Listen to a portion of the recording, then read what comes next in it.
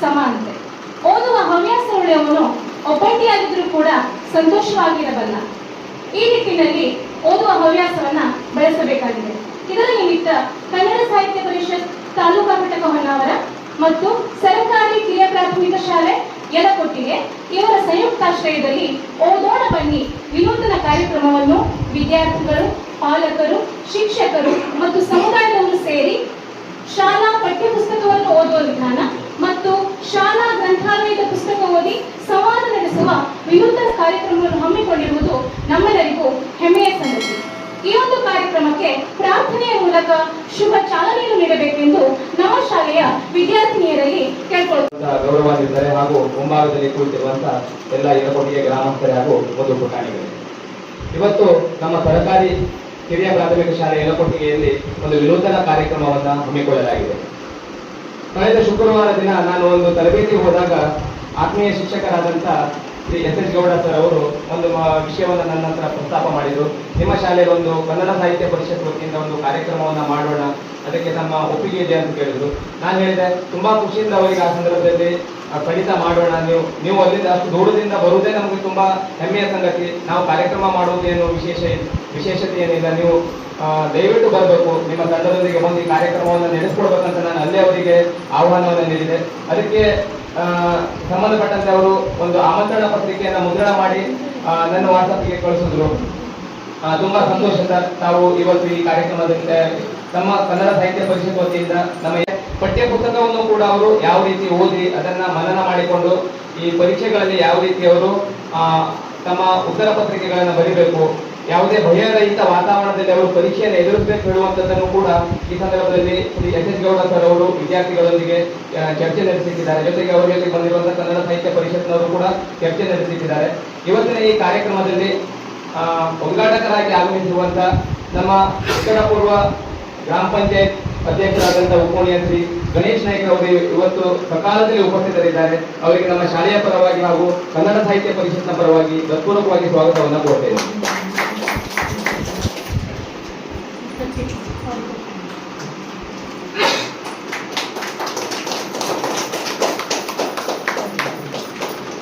ಅದೇ ರೀತಿ ಈ ಕಾರ್ಯಕ್ರಮದ ಅಧ್ಯಕ್ಷತೆಯನ್ನು ವಹಿಸಿಕೊಂಡಿರುವಂತಹ Shri S S Gowda sir ಅವರು ನಮ್ಮ ಶಾಲೆಯ ನಿಜವಾಗಿಯೂ ಅಭಿಮಾನಿಗಳು ಅಂತ ಹೇಳ್ಬೋದು. ನಮ್ಮ ಶಾಲೆಯ ರಜತ ಮಹೋತ್ಸವ ಕಾರ್ಯಕ್ರಮಕ್ಕೂ ಕೂಡ ಆಗಮಿಸಿ ಕಾರ್ಯಕ್ರಮಕ್ಕೆ ಶುಭವನ್ನು ಕೋರಿರ್ತಾರೆ. ಜೊತೆಗೆ ನಮ್ಮ ಶಾಲೆಯಲ್ಲಿ ನಡೆಯುವಂತಹ ಪ್ರತಿಯೊಂದು ಕಾರ್ಯಕ್ರಮವನ್ನು ಅವರು ಸಮೂಹ ಮಾಧ್ಯಮಗಳ ಮೂಲಕ ನೋಡಿ ಪ್ರಶಂಸೆಯನ್ನು ವ್ಯಕ್ತಪಡಿಸ್ತಾರೆ. ಅಂತಹ ಶಿಕ್ಷಕರು ಇವತ್ತು ನಮ್ಮ ಜೊತೆಗೆ ನಮ್ಮ ಕನ್ನಡ ಸಾಹಿತ್ಯ ಪರಿಷತ್ತಿನ ಅಧ್ಯಕ್ಷರು ಕೂಡ ಆಗಿದ್ದಾರೆ. ನಿಜವಾಗಿಯೂ ನಮಗೆ ಹೆಮ್ಮೆ ಅಂತ ಹೇಳ್ಬೋದು. ಅವರು ಇವತ್ತು ಈ ನಮ್ಮ ಕಾರ್ಯಕ್ರಮದಲ್ಲಿ ಉಪಸ್ಥಿತರಿದ್ದಾರೆ. ಅವರಿಗೂ ಕೂಡ ನಮ್ಮ ಈ ಯಲಕೊಟ್ಟಿಗೆ ಶಾಲೆಯ ಪರವಾಗಿ ಹೃತ್ಪೂರ್ವಕವಾಗಿ ಸ್ವಾಗತವನ್ನು ಕೊಡ್ತೇನೆ.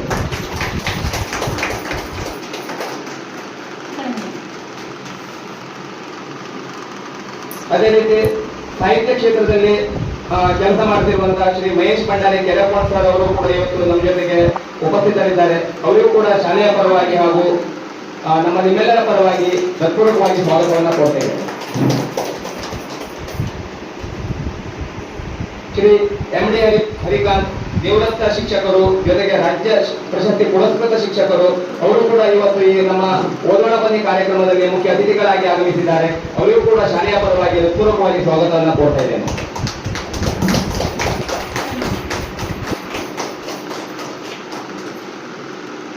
ಅದೇ ರೀತಿ ಇವತ್ತಿನ ಕಾರ್ಯಕ್ರಮದಲ್ಲಿ ಮುಖ್ಯ ಅತಿಥಿಗಳಾಗಿ ಆಗಮಿಸಿರುವಂತಹ ಶ್ರೀ ಜನಾರ್ದನ್ ಕಾಣ್ಕೋಳ್ಕರ್ ಸರ್, ನಿವೃತ್ತ ಶಿಕ್ಷಕರು ನ್ಯೂಂಗ್ಲಿ ಸ್ಕೂಲ್ ಹೊನ್ನಾವರ. ನಾನು ಇವ್ರ ಬಗ್ಗೆ ಕೇಳಿದಾಗ ನ್ಯೂಂಗ್ಲಿ ಸ್ಕೂಲ್ ಅಂತ ಹೇಳಿದ್ರು Subbaraj S L Gowda sir ಅವರು. ನಾನು ಅವ್ರಿಗೆ ನೋಡ್ಲಿಲ್ಲ ಅಲ್ವಾ ಅಂತ ಹೇಳಿದೆ. ಆದ್ರೆ ಅವರಿಗೆ 83 ವರ್ಷ ಅಂತ ಹೇಳಿದ್ರು. ಅವಾಗ ನನಗೆ ಆಶ್ಚರ್ಯ ಆಯ್ತು. ನಾನು ಅಲ್ಲಿ ನ್ಯೂಂಗ್ಲಿ ಸ್ಕೂಲ್ ಇಂಗ್ಲಿಷ್ ಮೀಡಿಯಂ ಅಲ್ಲಿ ಸರ್ 2004ರಿಂದ 7ರವರೆಗೆ ಸರ್ವಿಸ್ ಮಾಡಿದ್ದೆ. ಆ ಸಂದರ್ಭದಲ್ಲಿ ನಿವೃತ್ತರಾಗಿದ್ದೆ. 2ರಲ್ಲಿ ನಿವೃತ್ತ. ಹಾಗೆ ನಾವು ಶಾಲೆ ಬೇರೆ ಬೇರೆ ಬೋರ್ಡ್ ಅಂತ ಕೇಳಿದೆ ಸರ್ ಹತ್ರ. ಇಲ್ಲ ಅವ್ರು ನ್ಯೂಂಗ್ಲಿ ಸ್ಕೂಲ್ ಅಂತ ಹೇಳಿದ್ರು. ಅವಾಗ ನನಗೆ ತುಂಬಾ ಸಂತೋಷ ಸರ್. ಇಂತಹ ಇಳಿ ವಯಸ್ಸಿನಲ್ಲೂ ಕೂಡ ಈ ಕನ್ನಡವನ್ನ ಬೆಳೆಸಬೇಕು, ಉಳಿಸಬೇಕು ಅನ್ನುವಂತ ಮಹತ್ವದ ಉದ್ದೇಶದಿಂದ ಅವರು ಇವತ್ತು ನಮ್ಮ ಈ ಶಾಲೆಗೆ ಬಂದಿದ್ದಾರೆ. ನಿಜವಾಗಿಯೂ ತುಂಬಾ ಹೆಮ್ಮೆ ಅನಿಸ್ತದೆ. ಇಷ್ಟು ಹಿರಿಯರು ನಮ್ಮ ಈ ಶಾಲೆಯ ಮೇಲಿನ ಗೌರವದಿಂದ ಇವತ್ತಿನ ಕಾರ್ಯಕ್ರಮಕ್ಕೆ ಬಂದಿದ್ದಾರೆ. ಅವರಿಗೂ ಕೂಡ ಶಾಲೆಯ ಪರವಾಗಿ ಹೃತ್ಪೂರ್ವಕವಾಗಿ ಸ್ವಾಗತವನ್ನು ಕೋರ್ತೇವೆ.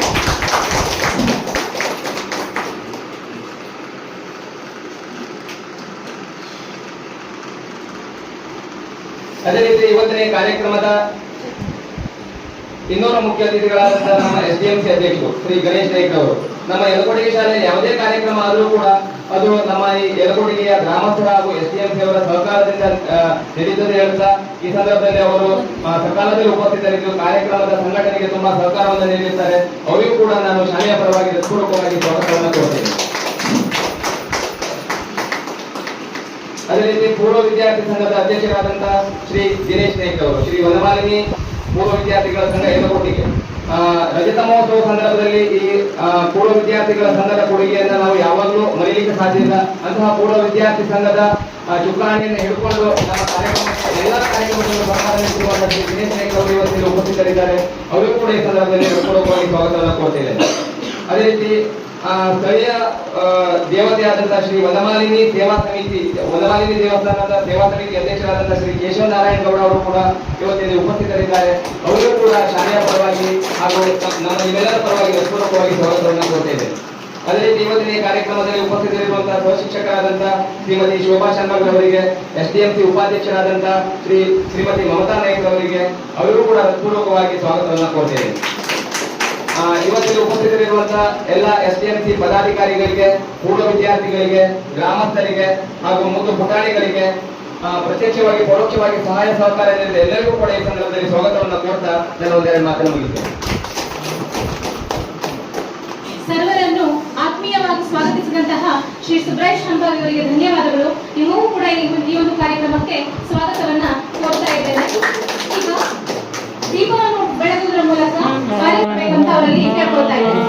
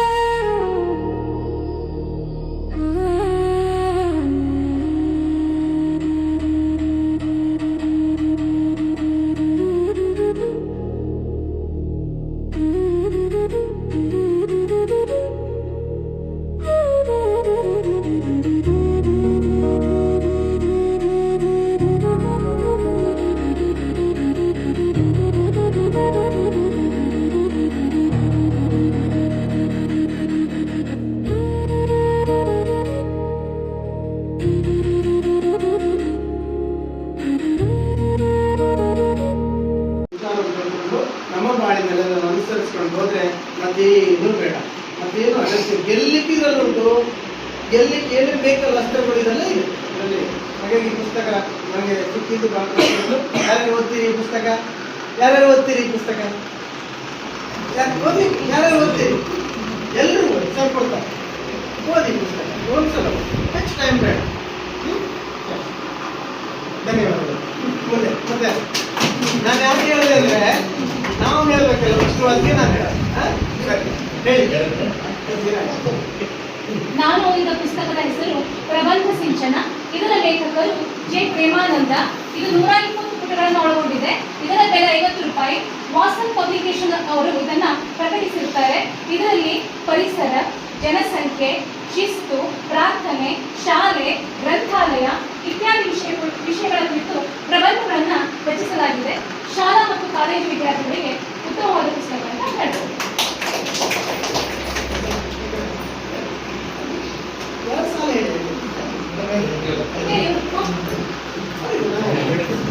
ನನಗೆ ಸಿಕ್ಕಿದ ಪುಸ್ತಕ ಪುಟಾಣಿ ಮಕ್ಕಳಿಗೆ ಬಣ್ಣ ಬಣ್ಣದ ಕಥೆಗಳು. ಅದರಲ್ಲಿ ಮರ ಕಡಿಯುವವನ ಪ್ರಾಮಾಣಿಕತೆ ಅನ್ನುವಂಥ ಒಂದು ಪುಟ್ಟ ಕಥೆ. ಇದು ದ್ವಿಭಾಷೆಯನ್ನು ಒಳಗೊಂಡಿರುವಂಥ ಕಥೆ. ಕನ್ನಡ ಮತ್ತು ಇಂಗ್ಲಿಷ್ ಭಾಷೆಯನ್ನು ಓದಿದೆ. ವಾಸನ್ ಸ್ಪೆಸಿಫಿಕೇಶನ್ ಅನ್ನು ಮಾಡಿಸಿದಂಥ ಪುಸ್ತಕ. ಇದ್ರ ಬೆಲೆ 50 ರೂಪಾಯಿ, 16 ರೂಪಾಯಿಗಳಲ್ಲಿ ಕೊಟ್ಟಿದೆ. ಇದರಲ್ಲಿ ಪ್ರಾಮಾಣಿಕತೆಯಿಂದ ಇದ್ದರೆ ದೈವೇಚ್ಛೆನೂ ಕೂಡ ಅದೇ ಆಗಿರ್ತದೆ, ದೇವರು ಕೂಡ ಓದಿತಾನೆ ಅನ್ನೋದಕ್ಕೆ ಈ ಪುಸ್ತಕ ಸಾಕ್ಷಿಯಾಗಿದೆ, ಈ ಕಥೆ ಸಾಕ್ಷಿಯಾಗಿದೆ. ಪುಟ್ಟ ಮಕ್ಕಳಿಗಂತೂ ಇದು ತುಂಬ ಆಸಕ್ತಿಯಿಂದ ಓದುವಂಥ ಕಥೆಯಾಗಿದೆ. ಇದು ಇನ್ನೊಂದು ಸರಿ ಸಿಲೆಬಸ್ಸಲ್ಲಿ ಇತ್ತು 3 ಕೊಡಲಿಗಳು, 3 ಕೊಡಲಿಗಳು. ಅದೇ ಒಂದು ಈಗ ಮರ ಕಡಿದವನ ಪ್ರಾಮಾಣಿಕತೆ ಅಂತ ಈ ಕಥೆಯನ್ನೇ ಎಲ್ಲರೂ ಕೇಳಿರ್ತೀರಿ ಮಕ್ಕಳು, ಮತ್ತು ಅದ್ರ ಬಗ್ಗೆ ಏನು ವಿಸ್ತಾರ ಬೇಡ. ಆದರೆ ಇಂಥ ಪುಸ್ತಕಗಳನ್ನೆಲ್ಲ ಓದಿ ಮಕ್ಕಳು ಓದುವ ಒಂದು ಹವ್ಯಾಸವನ್ನು ಹೆಚ್ಚೆಚ್ಚಾಗಿ ಬೆಳೆಸ್ಕೊಳ್ಳಿ ಅನ್ನೋದೇ ನನ್ನ. ನೀವೆಷ್ಟು ಕಥೆ ಹೇಳ್ಬೋದು? ನೀವು ಕಥೆ ಹೇಳುವಂತ ನೀವೆಷ್ಟು ಹೇಳ್ಬೋದು? ಹೇಗೆ ಬೇಜಾರಾಗಬಾರ್ದು ಯಾರು? ನನ್ನ ಹತ್ರ ಕೇಳಬೇಡ. ನೀವು ಎಷ್ಟು ಕಥೆ ಹೇಳ್ಬೋದು? ಸಣ್ಣ ಪುಟ್ಟ. ಈಗ ಈ ಕಥೆ ಬಂದಲ್ಲ ನಿಮಗೆ, ಇದನ್ನೇ ಇಟ್ಕೊಂಡು ಇದೇ ರೀತಿ ಬೇರೆ ಕಥೆಗಳು ಸಣ್ಣ ಪುಟ್ಟ ನೀವು ಸುತ್ತಮುತ್ತ ಏನೋ ಒಂದು ಹಾವು ಕಪ್ಪೆ ಬಗ್ಗೆ ಒಂದು ಹಳ್ಳದ ಬಗ್ಗೆ ಹೇಳ್ಬೋದಲ್ಲ ನೀವು? ಹೇಳ್ಬೋದಲ್ಲ. ನೀವು ಎಷ್ಟು ಕಥೆ ಹೇಳ್ಬೋದು? ಹೀಗೆ ಒಂದು 4-6 ಹೇಳ್ಬೋದಲ್ವಾ? ಎಸ್, ಖಂಡಿತ. ಯಾಕೆಂದ್ರೆ ಅಮ್ಮ ಒಂದು ಕಥೆ ಹೇಳು ಅಂದಾಗ ನಮ್ಮ ಮರ್ಯಾದಲ್ಲ. ಅದಕ್ಕೆ ಹೇಳ್ತಾರೆ ನಾನು, ಅಜ್ಜ ಒಂದು ಕಥೆ ಹೇಳು ಅಂದ್ರೆ ಮೊದಲ ಅಜ್ಜ ಬಾಳ ಹೇಳ್ತಿದ್ರಂತೆ. ಅಜ್ಜ ಒಂದು ಕಥೆ ಹೇಳು ಅಂದ್ರೆ ಮಗ ನಂಗೆ ಬರುದಿಲ್ವ ಅಂದ್ರೆ ನಾವು ಆಯ್ತಲ್ಲ. ಈಗ ಅಜ್ಜ ಬಂದು ಸುಮಾರು ಅಜ್ಜ ಇದ್ರಲ್ಲ, ನಮ್ಮ ಅಜ್ಜ ಒಂದು ಇದ್ದಾರೆ ನನ್ನ ಮಕ್ಕಳು. ಅಜ್ಜ ಒಂದು ಕಥೆ ಹೇಳು ಅಂದ್ರೆ ಹೇಳ್ಬೇಕಲ್ಲ ನಾನು, ಅಲ್ಲ ಹೌದಲ್ಲ? ಇಲ್ಲಾಂದ್ರೆ ಅಜ್ಜ ಮೇಲೆ ಪ್ರೀತಿ ಆಗುದಿಲ್ಲ ನಮ್ಮ ಮಕ್ಕಳಿಗೆ. ಎಸ್, ಖಂಡಿತ. ಮತ್ತೆ ಸಾಲ್ಬೇಕಾದ್ರೆ ಖುಷಿ ಆಗ್ತದೆ.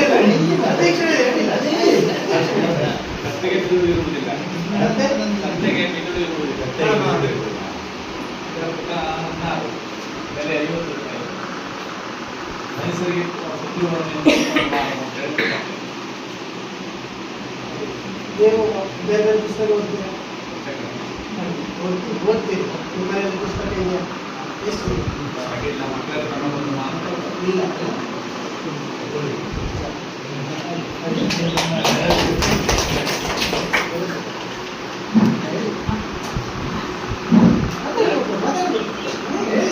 ಅದು ಹೆಂಗಾಗಲಿ. ನನಗೊಂದು ಪುಸ್ತಕ ಮೋಸಗಾರ ಪುಸ್ತಕ ಮತ್ತೆ ಇದರಲ್ಲಿರುವುದು ದುರಾಸೆ ಯಾವಾಗಲೂ ಶಿಕ್ಷೆಗೆ ಒಳಗಾಗ್ತದೆ. ಅದು ನಮ್ಗೆ ಏನು ಬೇಕು ಅದು ಸಿಕ್ಕಿರುವುದರಲ್ಲೂ ನಾವು ತೃಪ್ತಿ ಪಡಬೇಕು. ನಾವು ದುರಾಸೆಯಿಂದ ತಪ್ಪು ಮಾಡಿ ನಾವು ಅದನ್ನ ನಮ್ಮಲ್ಲಿ ಇಟ್ಕೊಳ್ಬಾರ್ದು ಅನ್ನೋದೊಂದು ಇದು ಮೀಟಿಂಗ್. ಅದು ಚೆನ್ನಾಗಿದೆ.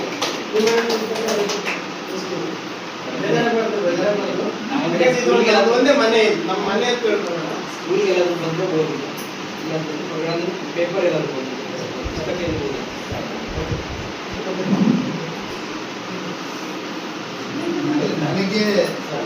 ನನಗೆ ಕರುನಾಡು ಬಾಬೆಳಕ್ಕೆ ಅನ್ನೋದು 28 ಸಲ ಇದು ಪುಸ್ತಕ ಮುಂದಾಗಿದೆ. ನಾನೊಂದು ಕಥೆ ವಿಶೇಷ, 24 ಸಲ ಅವರು ಸಾಮಾಜಿಕ ಬದ್ಧತೆ ಬಗ್ಗೆ ಒಂದು ಕಥೆ ಹೇಳ್ತಾರೆ. ಸಾಮಾಜಿಕ ಬದ್ಧತೆ ಅಂದರೆ ನಾವು ಹೆಂಗಿರ್ತೇವೆ ಮತ್ತು ಸಮಾಜ ಹಂಗಿರ್ತೇವೆ. ನಾವು ರೋಲ್ ಮಾಡೆಲ್ಗಳಾಗಿ ಇರ್ತೇವೆ. ಮತ್ತು ಅವರು ಒಂದು ಕಥೆ ಏನು ಹೇಳ್ತಾರೆ ಅಂದರೆ ಅವರ ನಿಜವಾದಂಥ ಘಟನೆ. ಅವರು ದಿವಾನರಾಗಿದ್ದರೆ ಅದಕ್ಕೆ ಬಹಳ ಸೌಲಭ್ಯಗಳು ಇರ್ತದೆ. ಅದರ ಪ್ರೈವೇಟ್ ಪ್ರೋಗ್ರಾಮ್ ಹೋಗ್ಬೇಕಾದ್ರೆ ಅವ್ರು ಕಾರ್ ತಗೊಂಡೋಗಿದ್ರು, ಸ್ವಂತ ಕಾರ್ ತಗೊಂಡು ಹೋಗ್ತಾರೆ. ನಾನು ಇಷ್ಟೇ ಹೇಳ್ತೇನೆ, ನೀವು ಅರ್ಥ ಮಾಡ್ಕೊಂಡು. ಇವತ್ತು ಯಾರಾದರೂ ಒಂದು ದೊಡ್ಡ ಜವಾಬ್ದಾರಿದ್ದಾರೆ ಅಂತಂದ್ರೆ ಅವರ ಮೀನ್ ರೂಪಿ ತಗೊಂಡು ಹೋಗ್ತಾರೆ, ಕ್ಯಾಂಡಿಡೇಟ್ ಅಲ್ವಾ? ಗೌರ್ಮೆಂಟ್ ಕಾರ್ನೇ ತಗೊಂಡು ಹೋಗ್ತಾರೆ. ಆದರೆ ದೊಡ್ಡದಿತ್ತು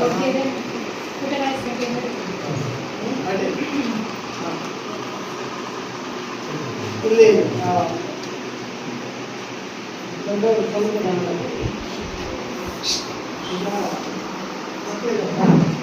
ಮಕ್ಕಳತ್ರ ನಾವೇನಾದ್ರು ಹೇಳಿದೇವ? ಈಗ ಏನಾದ್ರು ಹೇಳಿದೇವ? ಸಮುದ್ರದ ಕಡೆ ಗಲಾಟೆ ಮಾಡಬೇಡಿ, ಓದು, ಏನಾದ್ರು ಹೇಳಿದೇವ ನಾವೀಗ?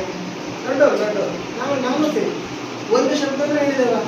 ಇಲ್ಲ ಅಲ್ಲ, ಇಲ್ಲ ಅಲ್ಲ. ಯಾಕೆ ಹೀಗಾಯ್ತು? ಹೀಗಾಗಿರ್ಬೋದು. ಏನು ಇಲ್ಲ, ಗಲಾಟೆ ಮಾಡ್ತೀರಲ್ವಾ? ಅಲ್ಲ ನೋಡಿ, ಇದು ಮೂಲ ಅಂದ್ರೆ ನಾವೆಲ್ಲರೂ ಮಾಡಿದಾಗ ಅವರು ತನ್ನಷ್ಟಕ್ಕೆ ಮಾಡ್ತಾರೆ. ನಾವು ಸುಮ್ಮನೆ ಬೊಮ್ಮಡ ಮಾಡ್ಕೊಂಡು ಏನು ಬೇಡ, ಏನ್ ಬೊಮ್ಮೆ ಹಾಕೋದು ಬೇಡ.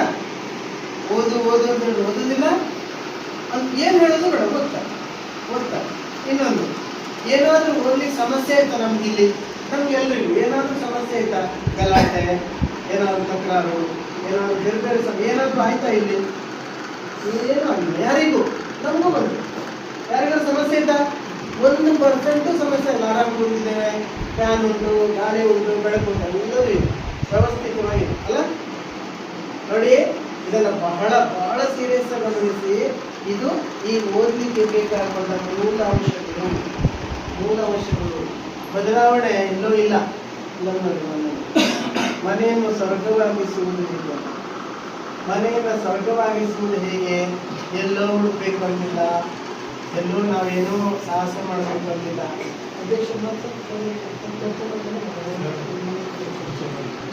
ಸರಿ ಈಗ ನೀವು ಹೇಳ್ಬೇಕು ಯಾರು ಶುರು ಮಾಡ್ತೀರಿ ನೀವು ಓದಿದ ಪುಸ್ತಕ ಅದ್ರ ಬಗ್ಗೆ ನೀವು ಮಾತಾಡ್ಬೇಕು ನೋಡ್ರಿ ಮತ್ತೆ ಮಾತಾಡ್ಲಿಕ್ಕೆ ಯಾರು ನೀವು ನಿಮ್ಮ ಪುಸ್ತಕದ ಬಗ್ಗೆ ಮಾತಾಡ್ಕೊಂಡು ನೀವು ಕಡೆ ಮಾತಾಡುವಾಗ ನಿಮ್ಮ ಪುಸ್ತಕದ ಮಾತಾಡಿ ನೀವು ಅಂದ್ರೆ ನಿಮ್ಮ ಅನಿಸಿಕೆ ಹೇಳುವಂಥದ್ದು ಮಕ್ಕಳಿಂದ ಶುರು ಮಾಡುವ ಯಾರು ಮಾಡು ದೊಡ್ಡವರು ಮಾಡು ಯಾವ ಪುಸ್ತಕ ಸಿಕ್ಕಿತ್ತು ನೀವು ಯಾವ ಪುಸ್ತಕ ಸಿಕ್ತು ನಾನು ಓದಿದ ಪುಸ್ತಕದ ಹೆಸರು ಸಿಂಹ ಮತ್ತು ಬುದ್ಧಿಯ ಕಮಲ. ಈ ಪುಸ್ತಕದಲ್ಲಿ 14 ಪುಟಗಳಿವೆ ಮತ್ತು ಇದರ ಬೆಲೆ 50 ರೂಪಾಯಿ. ಈ ಪುಸ್ತಕದಲ್ಲಿ ಸಿಂಹ ಮತ್ತು ಮೊಲದ ಬಗ್ಗೆ ಒಂದು ಕಥೆ ಇದೆ. ಏನು ಅನಿಸ್ತು ಪುಸ್ತಕ ಓದಿ ಏನು ಅನಿಸ್ತು ನಿಮಗೆ ಆ ಪುಸ್ತಕದಲ್ಲಿ ಅಕ್ಷರಗಳು ಹೆಂಗಿತ್ತು ಸ್ಪಷ್ಟವಾಗಿತ್ತು ಅದು ಅಂದೇ ಇತ್ತ ಈ ಪುಸ್ತಕದ ಅಕ್ಷರಗಳು ದೊಡ್ಡದಾಗಿತ್ತು ಮತ್ತಿಗೆ ಸ್ಪಷ್ಟವಾಗಿ ಇದು ಕಾಣಿಸ್ತು ಒಂದು ನೀತಿ ಕಥೆಯಾಗಿದೆ. ಈ ಕಥೆಯ ನೀತಿ ಉಪಾಯ ಬಲ್ಲವರಿಗೆ ಅಪಾಯವಿಲ್ಲ ಎಂಬ ನೀತಿಯಾಗಿದೆ. ಇದು ಓದೋದ್ರಿಂದ ಇದು ನಿಮ್ಮ ತಲೆಯಲ್ಲಿ ಉಂಟು ಈಗ ಎಲ್ಲಾದ್ರೂ ಏನೋ ಒಂದು ಕತೆ ಹೇಳೋದ್ರೆ ಹೇಳ್ಬೋದಾ ನೀನು ಎಲ್ಲೋ ಒಂದ್ ಕಡೆ ಹೋದಾಗ ಒಂದು ಕತೆ ಹೇಳ ಅಂದ್ರೆ ಹೇಳ್ಬೋದಾ ನೀನು ಆಗ್ತದಲ್ವಾ ಇದು ಮೊದಲು ಓದಿದ್ಯಾ ನೀನು ಮೊದಲು ಈ ಪುಸ್ತಕ ಓದಿದ್ಯಾ ಸರಿ ಅಡ್ಡಿಲ್ಲ ಆದ್ರೂ ಕೂಡ ಈಗ ಮತ್ತು ನಿಂಗೇನಾಯ್ತು ರೂಢಿ ಆಯ್ತಲ್ಲ ಧೈರ್ಯ ಬಂತೀಗ ಯಾಕಂದ್ರೆ ಮಾತಾಡ್ಬೇಕು ಅಂತಾನೆ ಓದಿದ್ದೀಗ ಅಲ್ಲ ಚಪ್ಪಾಳೆ ದೇವ್ರು ಮತ್ತೆ ಯಾರು ಯಾರು ಕುಡ್ದು ಇದರ ಬೆಲೆ 50 ರೂಪಾಯಿ. ಇದರಲ್ಲಿರುವ ಪುಟಗಳ ಸಂಖ್ಯೆ 16. ಇದರ ನೀತಿ ಯಾವಾಗಲೂ ಹೆಚ್ಚಿನಷ್ಟು ಕಾಲವಾಗುತ್ತದೆ. ಯಾರು ಬಂದು ಯಾರು ಬಂದಿದ್ಯಾ ಸಿದ್ಧೇ ಇಲ್ಲ ಆ ಪುಸ್ತಕ ತೋರಿಸು ಒಂದ್ಸಲ ಎಷ್ಟು ಚಂದ ಇದೆ ನೋಡ್ರಿ ಎಷ್ಟು ಚಂದ ಇದೆ ಪುಸ್ತಕ ನೋಡಿದ್ರೆ ಓದ್ಬೇಕು ಅನಿಸ್ತದೆ ಅಲ್ಲ ದುರಾಸೆಯ ನಾಯಿ ದುರಾಸೆ ಅಂದ್ರೆ ಗೊತ್ತಲ್ಲ ನಾಯಿ ಅಂದ್ರೆ ಗೊತ್ತು ಅಲ್ಲ ಎಷ್ಟು ಚಂದ ಇದೆ ನೋಡಿ ಪುಸ್ತಕ ಯಾರ್ಯಾರು ಓದಿದ್ರಿ ಆ ಪುಸ್ತಕ ಮೊದಲು ಆ ಪುಸ್ತಕ ಯಾರ್ಯಾರು ಓದಿದ್ರಿ ದುರಾಸೆಯ ನಾಯಿ ಈ ಪುಸ್ತಕ ಯಾರು ಓದಿದ್ರಿ ಮೊದಲು ಓದಿದ್ರ ನೀವು ಓದಿದ್ಯಾ ಸರಿ ಮತ್ತೆ ಯಾರು ಓದಿಲ್ಲಲ್ವಾ ನೀ ಆ ಕತೆ ಹೇಳ್ಬೋದು ಈಗ ಪೂರ್ತಿ ಕತೆ ಹೇಳ್ಬೋದಾ ಆಗ್ತದ್ಯಾ ಸ್ವಲ್ಪ ಅಲ್ಲ ನಡಿ ಚಪ್ಪಾಳೆ ಮತ್ತೆ ಯಾರು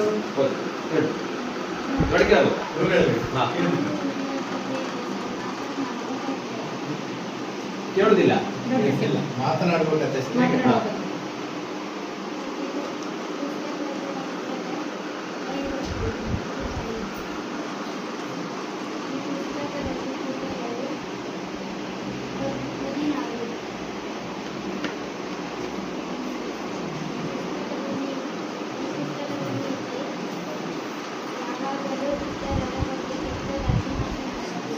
ಮಾಡಬೇಡಿ ಅವಾಂತರನ್ನು ಕೆಟ್ಟದಾಗಿ ಮಾತನಾಡಬೇಡಿ ಅನ್ನೋದು ಕಥೆಯಲ್ಲಿರುವಂತ ನೀತಿ ಅಲ್ಲ ನೀವು ಓದಿದ್ರಿ ಮೊದಲ ಪುಸ್ತಕ ಈ ಪುಸ್ತಕ ಓದಿದ್ಯಾ ನಿಮ್ಗೆ ಕತೆ ಬರ್ತು ನೀವು ಹೇಳೋದ್ರೆ ಒಂದು ಸ್ವಲ್ಪ ಅಲ್ಲ ಅದೇ ಚಪ್ಪಾಳೆ ದೊಡ್ಡವರು ಹೇಳಿ ಪುಸ್ತಕದ ಬಗ್ಗೆ ಹೇಳಿ ದೊಡ್ಡವರು ಯಾರು ಹೇಳಿ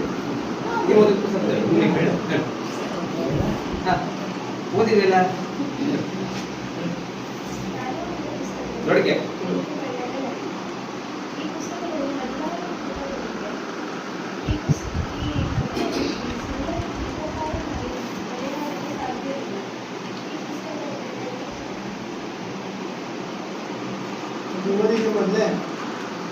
ನೀವು ಎಕ್ಸ್ಟ್ರಾ ಪುಸ್ತಕ ಏನೇನು ಓದಿದುಂಟು ಬೇರೆ ಬೇರೆ ಕಡೆಗೆ? ಈಗ ನಿಮ್ಮ ಮನೆ ಬಂದದಿರ್ಬೋದು, ಶಾಲೆದಿರ್ಬೋದು, ಯಾವ್ದಾದ್ರು ಓದಿದ್ದುಂಟ ನೀನು? ಯಾವ್ದು ಓದಿದ್ದೆ? ಮತ್ತೆ ಎಲ್ಲರೂ ಹೋದಾಗ ಪುಸ್ತಕ ತಗೊಳ್ತೀಯ? ಜಾತ್ರೆಗೆ ಹೋದಾಗ ಅಥವಾ ಬೇರೆ ಎಲ್ಲ ಹೋದಾಗ, ಪೇಟೆಗೆ ಹೋದಾಗ ತಗೊಳ್ತೀಯ? ನನ್ಗೆ ಎಷ್ಟು ಪುಸ್ತಕ ಉಂಟು ನಿಮ್ಮ ಮನೆಯಲ್ಲಿ? ಬೇರೆ ಶಾಲೆಗೆ ಬಿಟ್ಟು ಇದೆಯಾ? ಬೇಜಾರಿಲ್ಲ, ಅದ್ರ ಬಗ್ಗೆ ಯೋಚನೆ ಮಾಡೋದು. ಇದೆಯಾ? ಎಷ್ಟಿದೆ? 4-5 ಇದೆಯಾ? 4-5 ಇದೆ. ಅದೆಲ್ಲ ಓದಿದ್ಯಾ? ಎಲ್ಲ ಓದಿದ್ದ ಪುಸ್ತಕ ಅಲ್ಲ?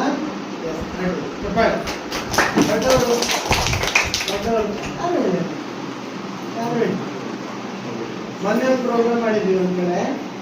ಒಬ್ರು ಎಷ್ಟು ಚಂದ ಹೇಳಿದ್ರು ಆ ಪುಸ್ತಕದ ಬಗ್ಗೆ. ಇಡೀ ಪುಸ್ತಕ ಎಷ್ಟು ಚಂದ ಮಾಡಿ, ಬಹಳ ಚಂದ ಮಾಡಿ ಅವ್ರು ಓದಿದ ಪುಸ್ತಕ. ಅದು ಹೇಗೆ? ಯಾಕಂದ್ರೆ ಮಕ್ಕಳ ಹತ್ರ ಹೇಳುವಂತೇವಲ್ಲ ನಾವು. ಇದು ನಮ್ಮನ್ನ ನಾವು ಚೆಕ್ ಮಾಡ್ಕೊಳ್ಳಿಕ್ಕೆ ಇರೋದಿಲ್ಲ, ನಮ್ಮನ್ನ ನಾವು ಮೊದಲು ಚೆಕ್ ಮಾಡ್ಬೋದು, ಹೇಳ್ಬೋದು. ನಾನು ಓದಿದ ಪುಸ್ತಕ ಕರುಣಾಳು ಬಾಬೆಳಕೆ.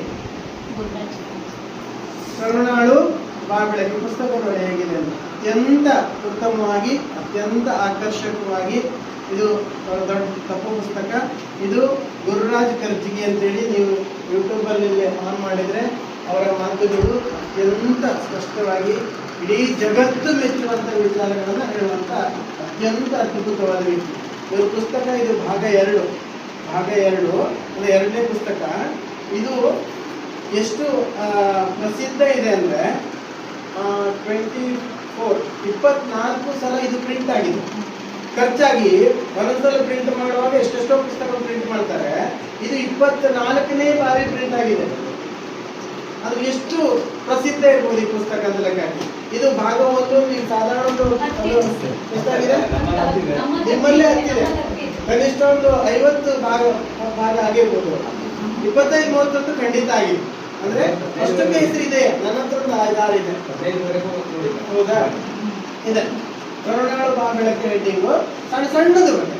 4-5 ಪೇಜ್ಗಳಿಲ್ಲ. ಏನು 1.5 ಹೆಚ್ಚು ಅಂದ್ರೆ 1.5, ಅದಕ್ಕಿಂತ ಕಡಿಮೆದು ಉಂಟು. ನನ್ನ ಹತ್ರ ಸುಮಾರು ಪುಸ್ತಕಗಳಿದೆ. ಇದು ಒಂದು ಪುಸ್ತಕ ಇದೆ ಅಂತ ಆದ್ರೆ ನಾವು ಈ ಜ್ಞಾನ ಇದಿಷ್ಟು ನಮ್ಮ ತಲೆಯಿಂದ ಹಾಗೆ ಅಂದ್ರೆ ಇದನ್ನು ಬಳಸ್ಕೊಂಡ್ರೆ ಇದರಲ್ಲಿ ಏನು ಇದು ಹೇಳುತ್ತಲ್ಲ, ಮನೆಯನ್ನು ಸ್ವರ್ಗವಾಗಿಸುವುದು ಹೇಗೆ, ಎಷ್ಟು ಸ್ಪಷ್ಟವಾದ ವಿಚಾರಗಳಿರ್ತದೆ ಅಂತ ಆದ್ರೆ ಮತ್ತೆ ಅದ್ರ ಬಗ್ಗೆ ನಾವು ಎಲ್ಲೂ ತಲೆ ಕೆಡಿಸ್ಕೊಳ್ಬೇಕಾದ ಅಗತ್ಯ ಇಲ್ಲ. ಮನೆಯನ್ನು ಸ್ವರ್ಗವಾಗಿಸುವುದು ಹೇಗೆ? ಸ್ವರ್ಗ ಅಂದ್ರೆ ಯಾವುದು? ಎಲ್ಲರಿಗೂ ಗೊತ್ತು. ಎಲ್ಲೋ ದೂರ ಉಂಟಲ್ಲ, ಎಲ್ಲೋ ದೂರ ಇದೆಲ್ಲ, ಎಲ್ಲರೂ ತಿಳ್ಕೊಂಡಿದ್ದಾರೆ. ಸ್ವರ್ಗ ಅಂದ್ರೆ ಎಲ್ಲೋ ಇದೆ, ಸತ್ತ ಮೇಲೆ ಸಿಗುದು ಅಂತ ತಿಳ್ಕೊಂಡಿದ್ದಾರೆ. 100% ಹೇಳ್ತೇನೆ. ಸ್ವರ್ಗ ಹೇಗಿದೆ ಗೊತ್ತಾ? ಇಷ್ಟು ಚಂದ ಇದೆ, ಬಹಳ ಈಸಿ ಉಂಟು. ಮನೆಯಲ್ಲಿ ಈಗಿರುವ ನಮ್ಮ ಮನೆಯಲ್ಲಿ, ಸತ್ತ ಮೇಲಲ್ಲ, ಈಗಿರುವ ನಮ್ಮ ಮನೆಯಲ್ಲಿ ಬೆಳಿಗ್ಗೆ ಎದ್ದಾಗಿನಿಂದ ಸಂಜೆವರೆಗೆ ಅತ್ಯಂತ ಖುಷಿ, ಅತ್ಯಂತ ಹೆಮ್ಮೆ, ಅತ್ಯಂತ ಪ್ರೀತಿ, ಅತ್ಯಂತ ನಗನಗ್ತ, ಅತ್ಯಂತ ಹೆಮ್ಮೆಯಿಂದ, ಬಹಳ ಪ್ರೀತಿಯಿಂದ, ಜೋಶಾಗಿ ಎಲ್ಲ ರೀತಿಯಿಂದ ಸಂಜೆವರೆಗೆ ಕಳೀತಾವಲ್ಲ, ಅದು ಸ್ವರ್ಗ. ಅದೇ ಸ್ವರ್ಗ. ಬೆಳಿಗ್ಗೆ ಎದ್ದ ತಕ್ಷಣ ಕಿರಿಕಿರಿ, ಗಲಾಟೆ, ಜಗಳ, ಕಕ್ಷಬ್ದ, ಬೈಯುದು, ಹೊಡೆದಾಟ, ಹೊಟ್ಟೆಕಿಚ್ಚು, ಹಿಂಸೆ, ಬೆಳಿಗ್ಗೆ ಸಂಜೆವರೆಗೆ ಅದೇ ನರಕ. ಅದು ಬಿಟ್ಟರೆ ಎಲ್ಲೂ ಇಲ್ಲ ಸ್ವರ್ಗ, ಎಲ್ಲೂ ಇಲ್ಲ ನರಕ. ಇಲ್ಲೇ ಇದೆ ಸ್ವರ್ಗ, ಇಲ್ಲೇ ಇದೆ ನರಕನೂ ಇಲ್ಲೇ ಇದೆ. ನರಕ ಮಾಡ್ಕೊಳ್ಳೋದು ನಮ್ಮ ಕೈಲಿದೆ, ಸ್ವರ್ಗ ಮಾಡ್ಕೊಳ್ಳೋದು ನಮ್ಮ ಕೈಲಿದೆ, ಬೇರೆ ಎಲ್ಲೂ ಇಲ್ಲ. ಇದು 100ಕ್ಕೆ 100 ಸತ್ಯ. ಮತ್ತೆ ನೀವು ಎಲ್ಲಿ ಬೇಕಾದ್ರೂ ಯಾವ ರೀತಿ ಬೇಕಾದ್ರೂ ಯೋಚನೆ ಮಾಡಿ. ದೇವರ ಹತ್ರ ಬೇಕಾದ್ರೆ ಪ್ರಸಾದ ಕೇಳಿ, ತೊಂದರೆ ಇಲ್ಲ. ಸ್ವರ್ಗ ಇಲ್ಲದಂತ ಪ್ರಸಾದ ಕೇಳಿ. ನಿಮ್ಮ ಬುಡದಲ್ಲೇ ಇದೆಯೋ ಮತ್ತೆಲ್ಲ ಸತ್ತ ಮೇಲೆ ಇದೆ ಅಂತ ಕೇಳಿ, ಪ್ರಸಾದ ಇಲ್ಲೇ ಇದೆ ಅಂತ ಕೊಡ್ತಾನೆ. ಮತ್ತೆ ನೀವು ಚೆಕ್ ಮಾಡ್ಲಿಕ್ಕೆ ಹೇಳಿ 100ಕ್ಕೆ 100. ಏನಂತೀರಿ? ಇದು ಹೌದು ಅಂತೀರಲ್ಲ ಅಲ್ವಾ? ಈ ಶಾಲೆ ಸ್ವರ್ಗ, ಈ ಶಾಲೆ ಸ್ವರ್ಗ ಪಕ್ಕ ಅನುಮಾನ. ಮತ್ತೆಲ್ಲೂ ಇಲ್ಲ. ಇಂಥ ವಿಚಾರಗಳು ಈ ಪುಸ್ತಕದಲ್ಲಿದೆ. ಪ್ರತಿಯೊಂದು ಬಹಳ ತದೇಕ ದೃಷ್ಟಿ, ಮಹತ್ವಾಕಾಂಕ್ಷೆ ಎಂಬ ರೋಗ ಅಂದ್ರೆ ನಮಗೆ ನಮ್ಮ ಹತ್ರ ಅದೇ ಇರುವುದನ್ನ, ಅಥವಾ ಏನು ಹಾಸಿಗೆ ಮೀರಿ ಇದು ಮಾಡೋದಂತ್ರಲ್ಲ. ನಮ್ಗೆ 1 ಲಕ್ಷ ಸಾಲವನ್ನ ನಿಭಾಯಿಸೋ ತಾಕತ್ತಿದೆ ಅಂತಂದ್ರೆ 10 ಲಕ್ಷ ಮಾಡ್ತೇವಲ್ಲ, ಅದು ಅದ್ರಲ್ಲಿ ಬಂತು. ನಮ್ಗಿರೋ ಬದುಕನ್ನ ಮೀರಿ ಏನೇನೋ ಮಾಡ್ತೇವಲ್ಲ, ಅದನ್ನು ಕಬಳಿಸ್ಬೇಕು, ಇದನ್ನು ತಗೋ, ಅದು ರೋಗ ಅಂದ್ರೆ ಅದು. ನನಗೆ ಅಯ್ಯೋ ದೇವರೇ ನನಗೇನು ಇಲ್ಲ ಅಂತ ಅಡ್ಡಕ್ಕೆ ಮತ್ತೊಂದು ತೊಂದರೆ ಕೊಡೋದು ಅದು ಮಾಡುವಾಗ ಅದು ರೋಗ ಅಂದ್ರೆ ಅದು ಬಿಟ್ಟರೆ ಮತ್ತೆ. ಹಾಗಾಗಿ ಈ ಪುಸ್ತಕ ಇದೆಯಲ್ಲ ಎಲ್ಲರೂ ಓದಬೇಕು, ಎಲ್ಲರೂ ಓದಬೇಕು. ಈಗ ಮಕ್ಕಳಿಗೆ ಅಷ್ಟು ಗೊತ್ತಾಗದೇ ಇರ್ಬೋದು. ಮತ್ತೊಂದು ಸಮಸ್ಯೆ ಗೊತ್ತಾ, ಎಲ್ಲ ಮಕ್ಕಳಿಗೆ ಎಂಟು ಬಿಟ್ಟಿದ್ದಾರೆ, ಎಲ್ಲವನ್ನು ಮಕ್ಕಳಿಗೆ ಎಂಟು ಬಿಟ್ಟಿದ್ದಾರೆ. ಏನು ಯೂನಿಫಾರ್ಮ್ ಮಕ್ಕಳಿಗೆ, ನಮ್ಮ ಕಾರ್ಯಕ್ರಮದಲ್ಲಿ ಘೋಷಣೆ ಹೇಳೋದು ಮಕ್ಕಳಿಗೆ, ನಾಡಗೀತೆ ಹೇಳೋದು ಮಕ್ಕಳಿಗೆ, ರಾಷ್ಟ್ರಗೀತೆ ಹೇಳೋದು ಮಕ್ಕಳಿಗೆ, ಭಜನೆ ಮಾಡೋದು ಮಕ್ಕಳಿಗೆ. ಅಯ್ಯೋದಿದ್ದಾರೆ ಹೌದು, ತಪ್ಪು ಅನ್ಸುದಿಲ್ಲ ನಮ್ದು. ನಾನು ಸೇರಿ ನನ್ ಬಿಟ್ಟಲ್ಲ. ಮತ್ತೆ ಈ ಪುಸ್ತಕವನ್ನ ಎಲ್ಲರೂ ಕೂಡ ನಿಮ್ಗೆ ಎಲ್ಲರೂ ಓದ್ಲಿಕ್ಕೆ ಬರ್ತಲ್ಲ. ಹಾಗಾಗಿ ಇದು ಅತ್ಯಂತ ಉತ್ತಮ ಪುಸ್ತಕ. ನನಗೆ ಬಹಳ ಪ್ರೀತಿಯಿಂದ ಬಹಳ ಖುಷಿಯಿಂದ ಈ ಪುಸ್ತಕವನ್ನ ಅದು 4 ಕಥೆಗಳು ಉಂಟು. ಅದು ವಿಷ್ಣುವರ ಕಥೆ, ಮೈಕಲ್ನ ಸಮಯ ಕಥೆ. ಮೈಕಲ್ ಅವರ ದೋಸ್ತ ಸೇರಿದ್ರೆ ಹೊಳೆ ಅಂತ 4 ಚಿಕ್ಕದಾಗತ್ತೆ. ಸಮುದ್ರದಲ್ಲಿ ಹೋಗ್ತಿರ್ಬೇಕಾದ್ರೆ ದೋಣಿ ಮಕ್ಕಳು ಕಾಲೆಗಳಿದ್ದಕ್ಕೆ ದೋಣಿ ಹೋಗ್ತಿರ್ತಾರೆ. ಅವ್ರು ಕೂತಲ್ಲಿ 3 ದಿನ ಬಾಕಿ ಹೋದವರು ದೇವ್ರ ಕೈ ಮುಗಿತಿದ್ರು. ನೀವು ವಿಚಾರ ಮಾಡ್ತಿದ್ರು, ನಾನು ಹೆಂಗೆ ಈಜ್ಕೊಂಡು ಮೇಲೆ ಬರ್ಬೋದು, ಹೆಂಗೆ ಬದುಕ್ಬೋದು. ಅವನು ಈಜಿದ ಒಳ್ಳೆ ಇವ್ರು ದೇವ್ರ ಕೈ ಮುಗಿದು ಸ್ವಲ್ಪ ನಾವು ಬದುಕುವುದ. ಅದರಲ್ಲಿ ನಾವು ದೇವ್ರ ಕೈ ಮುಗಿದು ಸಾಕು, ನಾವು ಕೆಲಸ ಮಾಡಿದ್ರೆ ಮತ್ತು ನಾವು ಮುಂದೆ ಬರ್ಬೋದು ಅಂತ ನಾನು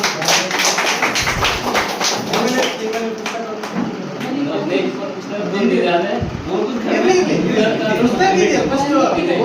ಪುಸ್ತಕ ಬೇಕಲ್ಲ.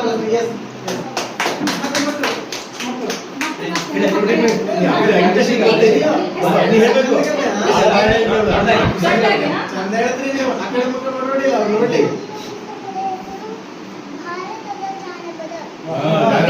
ಎಷ್ಟನೇ ಕ್ಲಾಸ್ ನೀನು? ಒಂದು 50. ಓಹೋ,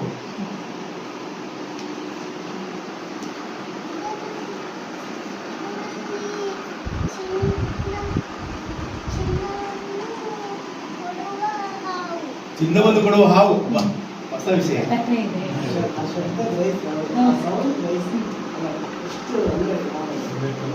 ಹೊರಗಡೆ ಮೊದಲ ಮಾತ್ರ ಅದರ ರುಚಿ ಗೊತ್ತಾಗ್ತದೆ ಬಿಟ್ರೆ ನಮ್ಗೆ ಗೊತ್ತಾಗಲಿಲ್ಲ.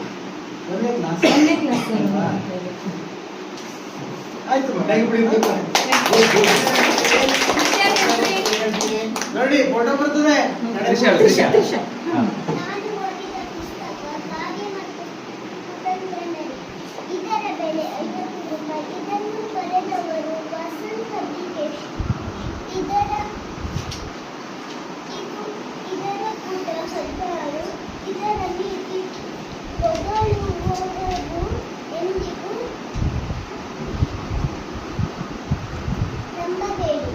ಎಷ್ಟನೇ ಕ್ಲಾಸ್ ನೀನು? ಎಷ್ಟನೇ ಕ್ಲಾಸು? 2ನೇ ಕ್ಲಾಸು. ನೀ ಎಲ್ಲರೂ ಹೋದ್ರೆ ಪುಸ್ತಕ ತಂದದ್ದು ಟಪೇಟೆಲ್ಲ ಯಾವ ಪುಸ್ತಕ ತಂದಿದೆ?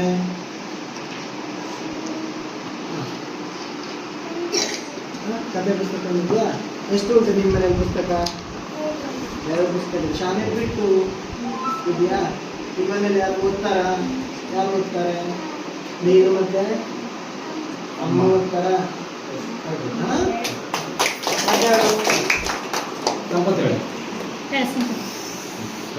ನನಗೆ ಸಿಕ್ಕಿರುವ ಪುಸ್ತಕದ ಹೆಸರು ಭಾರತದ ಜಾನಪದ ಕಥೆಗಳು. ಇದರಲ್ಲಿ ಒಟ್ಟು 16 ಪುಟಗಳಿವೆ. ಇದರಲ್ಲಿ ಒಟ್ಟು 4 ಕಥೆಗಳಿವೆ. ಇದರ ಬೆಲೆ 50 ರೂಪಾಯಿಗಳು.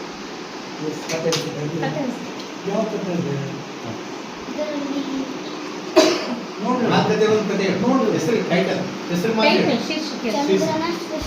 ಚಂದ್ರನ ಸೃಷ್ಟಿ. ಯಾವ ಕ್ಲಾಸ್ ನೀನು? ನಿಮ್ಮನೇಲಿ ಎಷ್ಟು ಪುಸ್ತಕ ಉಂಟು? 2 ಪುಸ್ತಕ ಇದೆಯಾ? ಜಾತ್ರೆ ತಂದಿದ್ಯಾ? ಅಪ್ಪ ತಂದಿದ್ದ. ಎಲ್ಲರ ಮನೆಯಲ್ಲೂ ಕಥೆ ಪುಸ್ತಕ, ಪ್ರಬಂಧ ಪುಸ್ತಕ ಇರಲೇಬೇಕು, ಪತ್ರಲೇಖನ ಪುಸ್ತಕ ಇರಲೇಬೇಕು. ಯಾಕಂದ್ರೆ ಬೇಕಲ್ಲ ಬರ್ಕೊ ಬರ್ಲಿಕ್ಕೆ. ಪತ್ರಲೇಖನ ಬೇಕು, ಆಮೇಲೆ ಕಥೆ ಪುಸ್ತಕ ಬೇಕು, ನಿಬಂಧ ಪುಸ್ತಕ ಬೇಕು ಅಲ್ಲ. ಬರ್ಕೊಬ್ರು ಹೇಳ್ತಾರಲ್ಲ, ಅಯ್ಯ ವಾಟ್ಸಪ್ ನೋಡ್ತಾರಲ್ಲ, ಪುಸ್ತಕ ಬೇಕು. ಅಂಡಿ ಈ ಕಡೆ ದೊಡ್ಡ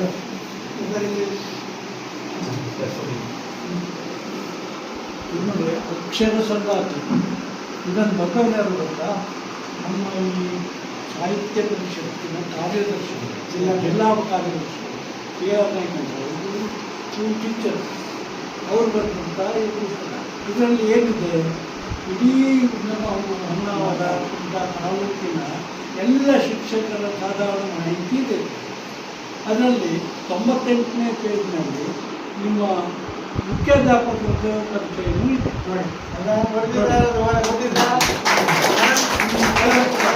ಫೋಟೋ ಹಾಕಿ ಕೊಟ್ಟಿದ್ದಾರೆ.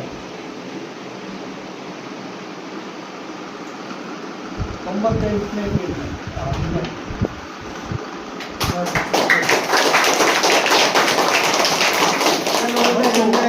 ಈ ನಮ್ಮ ಶಿಕ್ಷಣ ಇಲಾಖೆಯಲ್ಲಿ ಯಾರು ಇದ್ದಾರೆ, ಈಗ CEO ಆಗಿ ಆಗಿದ್ದು ನಮ್ಮ ಸುರೇಶ್ ನಾಯ್ಕ ಅವ್ರ ಬಗ್ಗೆ ಇದೆ, JS ನಾಯ್ಕ ಅಂತ ಹೇಳಿ ಡೆಪ್ಟಿ ಡೈರೆಕ್ಟರ್ ಆಗಿತ್ತು ಅವ್ರ ಬಗ್ಗೆ ಇದೆ, ನಿಮ್ಮ VO ಅವ್ರ ಬಗ್ಗೆ ಇದೆ, ಎಲ್ಲ ಆಫೀಸರ್ ಬಗ್ಗೂ ಇದೆ ಮತ್ತು ಶಿಕ್ಷಕರ ಬಗ್ಗೂ ಇದೆ. ಭಾಳಷ್ಟು ಶಿಕ್ಷಕರು ಇಂಥ ಪುಸ್ತಕ ಓದಿದ್ರೆ ನಿಮಗೆಲ್ಲ ಗೊತ್ತಾಗ್ತದೆ. ಇವ್ರದ್ದು ಇದೆ ಇದರಲ್ಲಿ, ಇವರು ಶಿಕ್ಷಕರು, ಆದರ್ಶ ಶಿಕ್ಷಕರು. ನೋಡಿ, ಈ ಪುಸ್ತಕವನ್ನು ನಿಧಾನ ಓದಿರಿ, ನಿಮಗೆ ನಿಮ್ಮ ಊರಿನ ಇದೆಲ್ಲ ಪರಿಚಯ ಆಗ್ತದೆ. ಎಲ್ರಿಗೂ ನಮಸ್ಕಾರ. ನನಗೆ ಸಿಕ್ಕಂಥ ಪುಸ್ತಕ ಭಾರತದ ಸಂವಿಧಾನ. ದೇಶವನ್ನ ಒಬ್ಬ ಕವಿ ಹಾಗೆ ಹೇಳ್ತಾನೆ ಅಂತಂದರೆ, ದೇಶವನ್ನ ಯಾರು ಆಳಬೇಕು ಅನ್ನೋದಕ್ಕಿಂತ ಹೇಗೆ ಆಳಬೇಕು ಅನ್ನೋದು ಮುಖ್ಯವಾಗಿರ್ತದೆ. ಯಾರು ಆಳಬೇಕು ಅನ್ನೋದು ಮುಖ್ಯನಾ, ಹೇಗೆ ಆಳಬೇಕು ಅನ್ನೋದು ಮುಖ್ಯನಾ? ಹೇಗೆ ಆಳಬೇಕು, ಈ ದೇಶವನ್ನು ಹೇಗೆ ಆಳಬೇಕೆಂಬುದನ್ನು ಈ ಪುಸ್ತಕದಲ್ಲಿ ಬರೆದಿದೆ. 294 ಪುಟಗಳಿವೆ. 2ನೇ ಬಾರಿ ಇದು ಪ್ರಕಟಣೆ. ಇದರಲ್ಲಿ ಸಂವಿಧಾನ ಏಕೆ ಬೇಕು, ರಾಜ್ಯ, ರಾಷ್ಟ್ರ, ನ್ಯಾಯಾಂಗ, ಕಾರ್ಯಾಂಗ, ಶಾಸಕಾಂಗದ ಅಂಗಗಳು, ವಿಧಿಗಳು, ಕೋರ್ಟು, ನ್ಯಾಯಾಧೀಶರು, ಅವರ ಕರ್ತವ್ಯ, ಜವಾಬ್ದಾರಿ, ಕೊನೆಯದಾಗಿರೋದು ನಮ್ಮ ಗ್ರಾಮ ಪಂಚಾಯತ್ ಹೇಗಿರಬೇಕು, ಗ್ರಾಮ ಪಂಚಾಯತ್ ಕಾರ್ಯಗಳಿವೆ, ಇಷ್ಟೆಲ್ಲ ವಿಚಾರಗಳನ್ನು ಹೊಂದ್ಕೊಂಡಿರ್ತದೆ. ಇಲ್ಲಿ ಕಾಯ್ದೆ ಕಾನೂನು ಯಾವಾಗ ಆಗ್ತದೆ, ಯಾವಾಗ ಕಾನೂನು ಆಗ್ತದೆ, ಯಾವಾಗ ಕಾಯ್ದೆ ಆಗ್ತದೆ, ಕಾಯ್ದೆ ರಚನೆ ಮಾಡುವವರು ಅವರು, ಅದರ ಆರ್ಟಿಕಲ್ ನಮ್ಮ 371J ಅಂದರೆ ಏನು, ಎಲ್ಲ ಆರ್ಟಿಕಲ್ ಬಗೆದಿದೆ. ದಯವಿಟ್ಟು ಸಂವಿಧಾನ ಗೊತ್ತಿಲ್ಲದವರು ದೇಶವನ್ನು ಆಡಲಿಕ್ಕೆ ಆಗಲ್ಲ. ಹಾಗಾಗಿ ನಮಗೂ ಬೇಕು ಮತ್ತು ನಿಮಗೂ ಬೇಕು. ಈ ಪುಸ್ತಕವನ್ನು ಸಿಕ್ಕಿದ್ರೆ ಓದಿ ಮನನ ಮಾಡ್ಕೊಳ್ಳಿ. ಇನ್ನು ನನಗೆ ಸರ್ ಒಂದು ಪುಸ್ತಕ ತೋರಿಸಿದ್ರು ನನಗೆ, ಒಂದು ಸ್ನೇಹಿತರು ಬರೋದು, ಅದು ಒಂದು ದೊಡ್ಡ ಕೊಟ್ಟು ಹಾಕಿದ್ದಾರೆ, ಬಹುಮುಖ ಪ್ರತಿಭೆ ಶಿಕ್ಷಕರು ಅಂತ. ಈ ನಾವು ಬೆಳಕಿಗೆ ನಮ್ಮ ಮಕ್ಕಳು, ನಮ್ಮ ತಾಯಿ ತಂದೆಗಳು ಅವಾಗ ನನಗೆ ಸುಮಾರು 1972ನೇ ಇಸ್ವಿ ನಾನು ಕನ್ನಡ ಶಾಲೆ 2ನೇ ಕ್ಲಾಸ್ ಹೋಗ್ತಿದ್ದೆ. ಆವಾಗ ನಮ್ಮ ಅಮ್ಮ 10 ಪೈಸೆ 20 ಪೈಸೆ ಕೊಡ್ತಿದ್ರು. ಆ 15 ಪೈಸೆ 20 ಪೈಸೆ ತಗೊಂಡು ಒಟ್ಟು ಮಾಡಿ ತರಂಗ ಅಂತ ಕೇಳಿರ್ಬಾ, ತರಂಗ ಪತ್ರಿಕೆ ಕೇಳಿರ್ಬೋದು ಅಲ್ವಾ?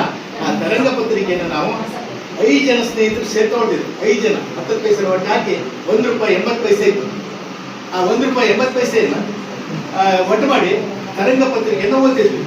ಈಗ ಆ ಪತ್ರಿಕೆಯನ್ನು ಓದಿದಂತ ನಮ್ಮ 5 ಮಿತ್ರರು ಗೊತ್ತೇ ಸಮಾಜದಲ್ಲಿ ದೊಡ್ಡ ಸಾಹಿತಿಗಳು ಅನಿಸ್ಬಿಟ್ಟಿದ್ದಾರೆ, ಕಥೆಗಾರ ಅನಿಸ್ಬಿಟ್ಟಿದ್ದಾರೆ, ಪತ್ರಿಕೆ. ಈಗ ಸಭೆಯನ್ನು ಉದ್ದೇಶಿಸಿ ಮಾತಾಡಬೇಕಂತ ಉದ್ಘಾಟಕರಾದ ಶ್ರೀ ಗಣೇಶ್ ನಾಯ್ಕ ಅವರಲ್ಲಿ ಕೇಳ್ಕೊಳ್ತಾ ಇದ್ದೀನಿ.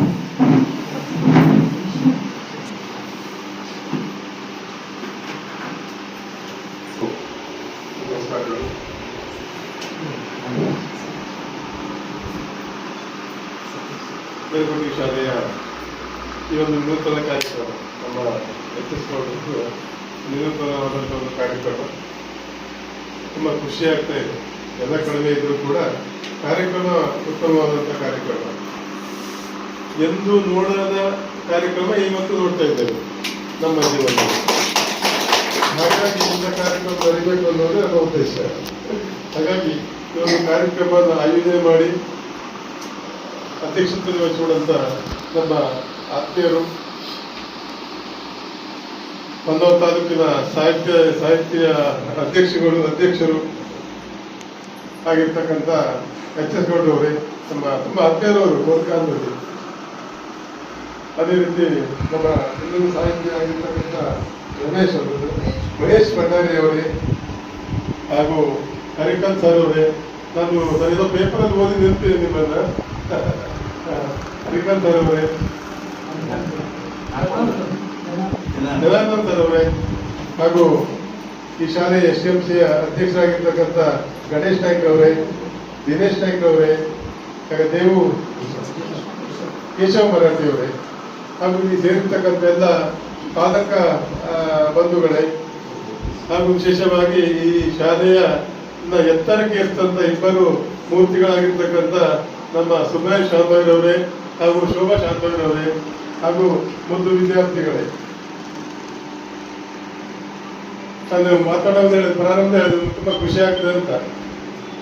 ಸರ್, ನಮ್ಮ ಪುಸ್ತಕ ನೀವು ಕೊಟ್ಟಿದ್ರಿ, ನಮ್ಮ ಮಹೇಶ್ ಭಟ್ ಕೊಟ್ಟಿದ್ದಾರೆ, ಸಮಯ ನಿರ್ವಹಣೆ ಅಂತ.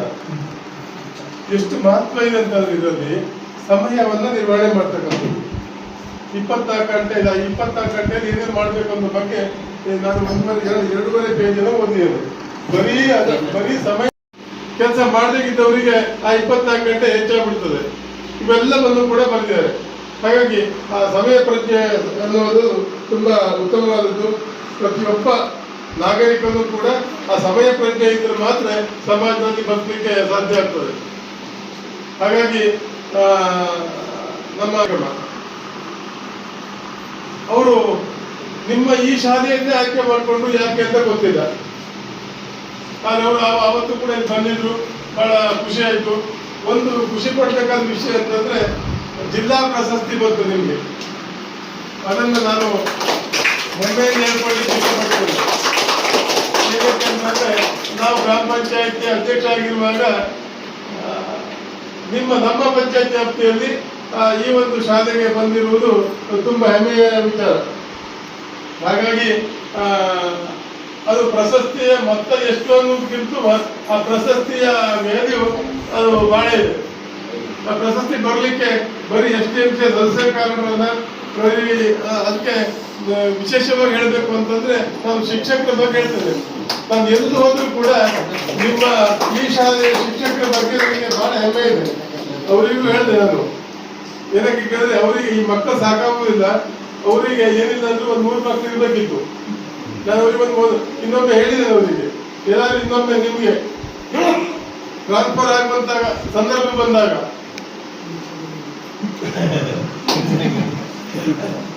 ಅದು ಹೇಳಿದೆ ಸರ್, ಅವರಿಗೆ ಹೇಳಿದ್ದೇವೆ.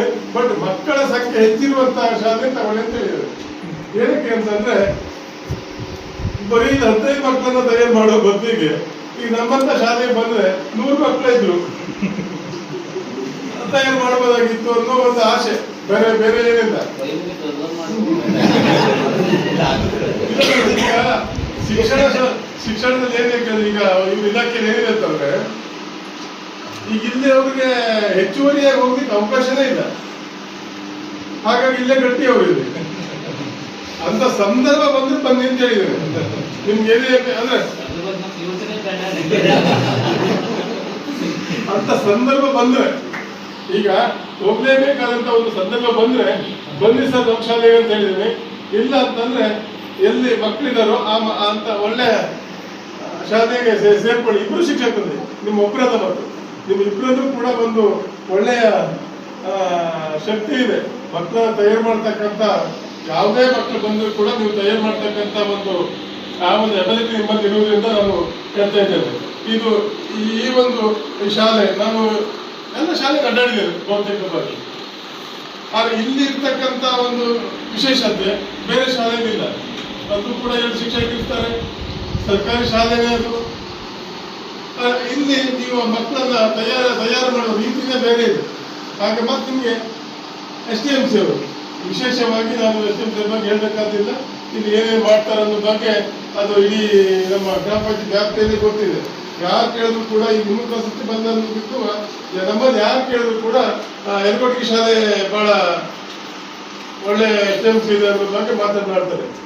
ಹಾಗೆ ಉತ್ತಮವಾದ ಒಂದು ಕೆಲಸವನ್ನು ಮಾಡ್ತಾ ಬಂದಿದೆ. ವಿಶೇಷವಾಗಿ ಒಂದು ಪ್ರಶಸ್ತಿ ಬಂತು, ಜಿಲ್ಲಾ ಪ್ರಶಸ್ತಿ ಬಂತು. ಇದು ಪ್ರಥಮ ಬಾರಿಗೆ. ಇದು ಪ್ರತಿ ವರ್ಷ ಕೊಡ್ತಿದ್ರೇನೋ ಗೊತ್ತಿಲ್ಲ, ಕೊಡ್ತಿಲ್ಲ 2 ವರ್ಷ ಇದು. ಹಾಗಾಗಿ ನಿಮ್ಮ ಶಾಲೆಗೆ ಬಂತು ಅಂದ್ರೆ ಅದು ನಿಮ್ಮ ಅನ್ನೋಕ್ಕಿಂತ ನಮ್ಮ ಶಾಲೆ ಅನ್ನುವ ಒಂದು ಭಾವನೆ ನಮ್ಮಲ್ಲೂ ಇದೆ. ಯಾಕಂದ್ರೆ ನಮ್ಮ ಪಂಚಾಯತ್ ಜವಾಬ್ದಾರಿ ಅಲ್ವಾ. ಹಾಗೆ ನಮ್ಮ ಒಂದು ಈ ಶಾಲೆಗೆ ಬಂದಿದೆ ಹೇಳ್ತಕ್ಕಂಥದ್ದು ತುಂಬಾ ಖುಷಿ ಆಯಿತು. ಆ ಉದ್ದೇಶ ಇಟ್ಟುಕೊಂಡು ನಮ್ಮ HS ಗೌಡರು ಓದೋಣ ಬನ್ನಿ ಅನ್ನೋ ಒಂದು ಕಾರ್ಯಕ್ರಮವನ್ನು ಹಾಕೊಂಡು ಮಕ್ಕಳಿಗೆ ಒಂದು ಪುಸ್ತಕವನ್ನು ಹಂಚಿ 15 ನಿಮಿಷ ಅವಕಾಶವನ್ನ ಕೊಟ್ಟು ಅವರಿಂದಲೇ ಒಂದು ಏನಿದೆ ಅದರ ಸಂದೇಶ ಏನಿದೆ ಅನ್ನೋದ್ರ ಬಗ್ಗೆ ಕೇಳಿದ್ರು. ನಿಜವಾಗ್ಲೂ ಈ ಮಕ್ಕಳು ತಯಾರಾಗಿದ್ದಾರೆ. ನಮ್ಮಲ್ಲಿ ನೀವು 6-7ನೇ ಕ್ಲಾಸ್ ಮಕ್ಕಳಿಗೆ ಕೊಟ್ಟರು ಕೂಡ ಹೇಳಲಿಕ್ಕೆ ರೆಡಿ ಇಲ್ಲ, ಗೊತ್ತಿರಲಿ. ಅವಳು 1ನೇ ಕ್ಲಾಸ್ ಅಂತ ಅವಳು ಓದಲಿಕ್ಕೆ ಬರುವುದಿಲ್ಲ. ಅವಳು ಎದ್ದಿದ್ದು ಮಾತಾಡ್ತಾಳೆ ಅಂತಂದ್ರೆ ಕಣ್ಣೇ ಕೊಡಬೇಕು. ಅದು ಬರೀ ಮನೆಯ ವಾತಾವರಣ ಅಲ್ಲ, ಅದು ಶಾಲೆಯ ವಾತಾವರಣ ಅಂತ ಹೇಳ್ತೇವೆ. ಮನೆಯಲ್ಲಿ ಇರ್ತದೆ, ಬಟ್ ನೀವು ಶಾಲೆಯಲ್ಲಿ ನೀವು ನಡೆಸ್ಕೊಡ್ತಕ್ಕಂಥ ಒಂದು ರೀತಿ ಅದು ಉತ್ತಮವಾಗಿ ಅನ್ನಲಿಕ್ಕೆ ಆ ವಿದ್ಯಾರ್ಥಿನೇ ಕಾರಣ. ಹಾಗಾಗಿ ಈ ಶಾಲೆಗೆ ಬರುವುದಂದ್ರೂ ತುಂಬಾ ಖುಷಿ ನನಗೆ. ನಮ್ಮ HS ಗೌಡರು ಬನ್ನಿ ಇಂಥ ಕಾರ್ಯಕ್ರಮ ಇಟ್ಕೊಂಡಿದ್ದೇನೆ, ಉದ್ಘಾಟನೆ ಮಾಡ್ಕೊಳ್ಲಿಕ್ಕೆ ಆಗ್ತದೆ ಅಂತ ಕೇಳಿದ್ರು. ನಾವು ಫ್ರೀ ಇದ್ದೇವೆ, ಹಾಗಾಗಿ ಆಗುವುದಿಲ್ಲ ಅಂತ ಹೇಳಲಿಕ್ಕೆ ಆಗುವುದಿಲ್ಲ. ಅದು HS ಗೌಡ್ರ ಬಗ್ಗೆ ಹೇಳ್ಬೇಕು ಅಂತಂದ್ರೆ ತುಂಬಾ ಒಳ್ಳೆಯ ಶಿಕ್ಷಕರು. ಆವಾಗ ಅವರು CRP ಆಗಿದ್ರು. ನಮ್ಮ ಶಾಲೆಗೆ ಬಂದಾಗ ನಮ್ಗೆ ಬಹಳ ಆತ್ಮೀಯರು ಒಂದು. ಹಾಗಾಗಿ ಅವರಿಂದ ನನಗೆ ಒಂದು ಖುಷಿ ಏನಿದೆ ಕೇಳಿದ್ರೆ, ಬಂದು ಇಲ್ಲ ಇನ್ನೊಂದು ಬಿಲ್ಡಿಂಗ್ ಇಲ್ಲ ಆಗ್ತದೆ ಅಂತಂದ್ರೆ ಖಂಡಿತ 1 ವರ್ಷದೊಳಗೆ ಬಿಲ್ಡಿಂಗ್ ಆಗ್ತದೆ, ಖಂಡಿತ. ಅವ್ರ ಬಾಯಿ ಆಗಿದೆ. ನಮ್ಮನ್ನ ಅವ್ರು ಏನ್ ಹೇಳಿದ್ರು ಆ ಎಲ್ಲ ಕೆಲಸ ಆಗಿದೆ. ಖಂಡಿತ ನಾನು ಅನ್ಕೊಳ್ಳಿಲ್ಲ ಹಾಗಾಗ್ತದೆ ಅಂತ ಹೇಳಿ. ಅವ್ರು ಏನ್ ಹೇಳಿದ್ರು ನೋಡಿ, ಅದು ಹೇಗಾಗಿದೆ ಗೊತ್ತಿಲ್ಲ, ಅವ್ರ ಬಾಯಿ ಆಗಿದೆ. ನಾ ಯಾವಾಗದವ್ರಿಗೆ ಹೇಳ್ತೇನೆ ಆ ಮಾತನ್ನ, ಸಂಘದಲ್ಲಿ ಬಂದು ಹೇಳೋದು ಅಂತ ಹೇಳ್ತೇನೆ. ಹಾಗಾಗಿ ಅಂತ ಒಬ್ಬ CRP ಆಗಿದ್ರು. ಅವರು ಮೀಟಿಂಗ್ ಕರೆದಾಗ ನಮ್ಗೆ ಬಂದು ಬಹಳ ಒಂದು ಧನ್ಯವಾದಗಳನ್ನು ಹೇಳ ನಮ್ಗೊಂದಿಷ್ಟು. ಆದ್ರೆ ಬಹಳ ಒಳ್ಳೆಯ ಶಿಕ್ಷಕರು, CRPಗಳು, ಈಗ ಸಾಹಿತಿಗಳು ಆಗಿ ಒಂದು ಉತ್ತಮ ಈ ಸಾಹಿತ್ಯ ಸಮ್ಮೇಳನ ಈಗ ಅವರ ಅಧ್ಯಕ್ಷ ಆದ್ಮೇಲೆ ಹಳ್ಳಿಗೆ ಬಂದಿದೆ. ಆ ಸಾಹಿತ್ಯ ಅನ್ನೋದು ಹಳ್ಳಿಯಲ್ಲಿ ಆಗ್ತಾ ಇದೆ ಅಲ್ವಾ. ಈ ಹಿಂದೆ ಸಾಹಿತ್ಯ ಪರಿಷತ್ ಇತ್ತೋ ಇಲ್ವೋ ಅನ್ನೋದು ಯಾರಿಗೆ ಗೊತ್ತಿದೆ. ಹಾಗಾಗಿ ಪ್ರತಿ ಪಂಚಾಯತ್ ವ್ಯಾಪ್ತಿಯಲ್ಲಿ ಅವರು ಆದ್ಮೇಲೆ ಪ್ರತಿ ಪಂಚಾಯತ್ ವ್ಯಾಪ್ತಿಯಲ್ಲಿ ಆಟಾಡಿದ್ದಾರೆ. ಹಾಗಾಗಿ ಸಾಹಿತ್ಯ ಪರಿಷತ್ತು ಇದೆ ಅನ್ನೋದನ್ನ ತೋರಿಸ್ಕೊಟ್ಟಿದ್ದಾರೆ. ಹಾಗಾಗಿ ಆ ಸಾಹಿತ್ಯ ಪರಿಷತ್ತಿನ ವತಿಯಿಂದ ಅಲ್ಲ, ನಮ್ಮೆಲ್ಲರ ವತಿಯಿಂದ ಅವರಿಗೆ ನಾನು ಕೃತಜ್ಞತೆ ಹೇಳಬೇಕು. ಇನ್ನೊಂದು ಮಾತನ್ನು ಅವರಿಗೆ ಹೇಳಿದ್ದೇನೆ, ಎಲ್ಲಿ ಅರೆಂಗೇಜ್ ಕಾರ್ಯಕ್ರಮದಲ್ಲಿ ಹೇಳಿದ್ದೇನೆ. ನಾನೊಂದು ಹಕ್ಕೊತ್ತಾಯ ಮಾಡಿ ಬಂದೇನೆ. ನಮ್ಮ ಗ್ರಾಮ ಪಂಚಾಯತ್ ವ್ಯಾಪ್ತಿಯಲ್ಲಿ ಮಾಡಿದ್ದೇವೆ. ಬಿಡ್ತೇವೆ ಅದು ಸೆಕೆಂಡ್ರಿ. ಆದರೆ ನಾವು ಖಂಡಿತ ಇದ್ದು ನೀವಿಷ್ಟೆಲ್ಲ ಒದ್ದಾಡುವಂತ ಅವಶ್ಯಕತೆ ಇದೆ. ನಮ್ಮ ಪಂಚಾಯತ್ ವ್ಯಾಪ್ತಿಯಲ್ಲಿ ಮಾಡಿದ್ರೆ ಹಣ ಒಟ್ಟು ಮಾಡ್ಲಿಕ್ಕೆ ಆಗ್ತದೆ. ನೀವು ಮಾಡಿರ್ತಕ್ಕಂಥ ಕಾರ್ಯಕ್ರಮಗಳು ಈಗ ಏನು ಹಣ ವ್ಯವಸ್ಥೆ ಮಾಡಬಹುದ, ಆದ್ರೆ 2 ಪಟ್ಟು ಹಣವನ್ನು ನಮ್ಮದ ಒಟ್ಟು ಮಾಡ್ಲಿಕ್ಕೆ ಆಗ್ತದೆ ಖಂಡಿತ. ಎಲ್ಲ ನಮ್ಮಲ್ಲಿ ಸದಸ್ಯರು ಇದ್ದಾರೆ ಆ ವ್ಯವಸ್ಥೆಯಲ್ಲಿ. ಹಾಗಾಗಿ ತಾವು ಆ ಒಂದು ಕಾರ್ಯಕ್ರಮವನ್ನ ಮುಂದಿನ ವರ್ಷ ನಮ್ಮೆಲ್ಲರ ವಿಶ್ವಾಸ ಇಟ್ಕೊಂಡು ಮಾಡಿದ್ರೆ ಖಂಡಿತ ನಾವು ನಿಮ್ಮೊಟ್ಟಿಗೆ ಇದ್ದು ಆ ಕಾರ್ಯಕ್ರಮವನ್ನು ಮಾಡಲಿಕ್ಕೆ ತಯಾರಾಗಿದ್ದೇವೆ ಅಂತ ಹೇಳಲಿಕ್ಕೆ ಈ ಸಂದರ್ಭದಲ್ಲಿ ಕೂಡ ಹೇಳ್ತೇನೆ. ಹಾಗಾಗಿ ಇಂಥ ಒಂದು ಉತ್ತಮ ಕಾರ್ಯಕ್ರಮ ಈ ಒಂದು ಯಲಬುರ್ಗಿ ಶಾಲೆಯಲ್ಲಿ ನಡೆಯುತ್ತಿದೆ ಅಂತ ಹೇಳಲಿಕ್ಕೆ ಒಂಥರ ಹೆಮ್ಮೆಯಿಂದ ಹೇಳ್ತೇನೆ. ನೀವು ತಾವು ಯಾವಾಗಾದ್ರೂ ಬಂದಿದ್ದೇನೆ, ಮುಂದೆ ಯಾವಾಗಾದ್ರೂ ಬರ್ತೇನೆ.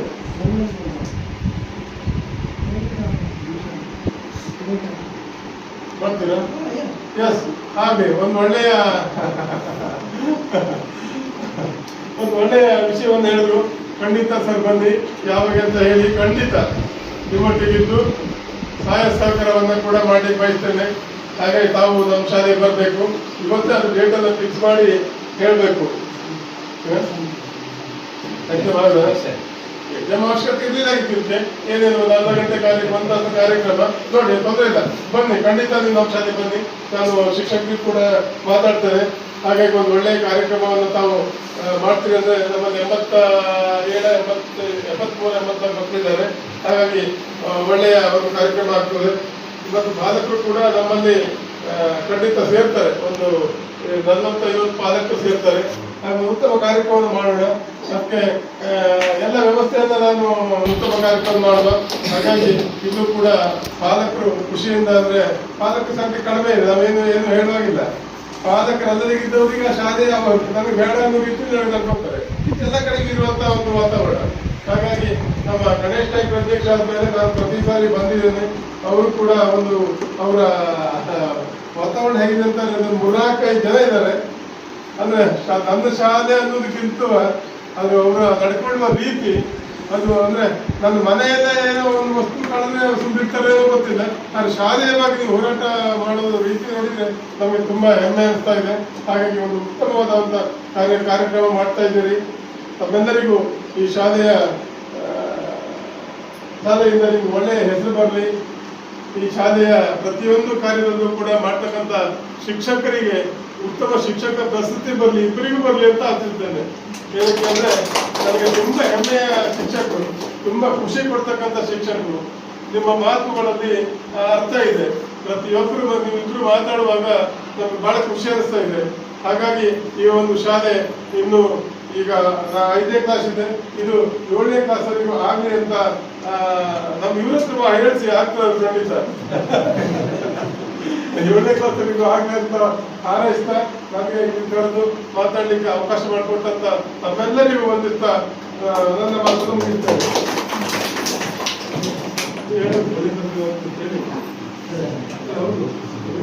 ಶ್ಲಾಘನೀಯ ಮಾತುಗಳನ್ನಾಡಿದಂತಹ ನಮ್ಮ ಹೆಮ್ಮೆಯ ಗ್ರಾಮ ಪಂಚಾಯತ್ ಕೋಣೆಯ ನಿಕಟಪೂರ್ವ ಅಧ್ಯಕ್ಷರಾದ ಶ್ರೀ ಗಣೇಶ್ ನಾಯ್ಕ ಅವರಿಗೆ ಧನ್ಯವಾದಗಳು.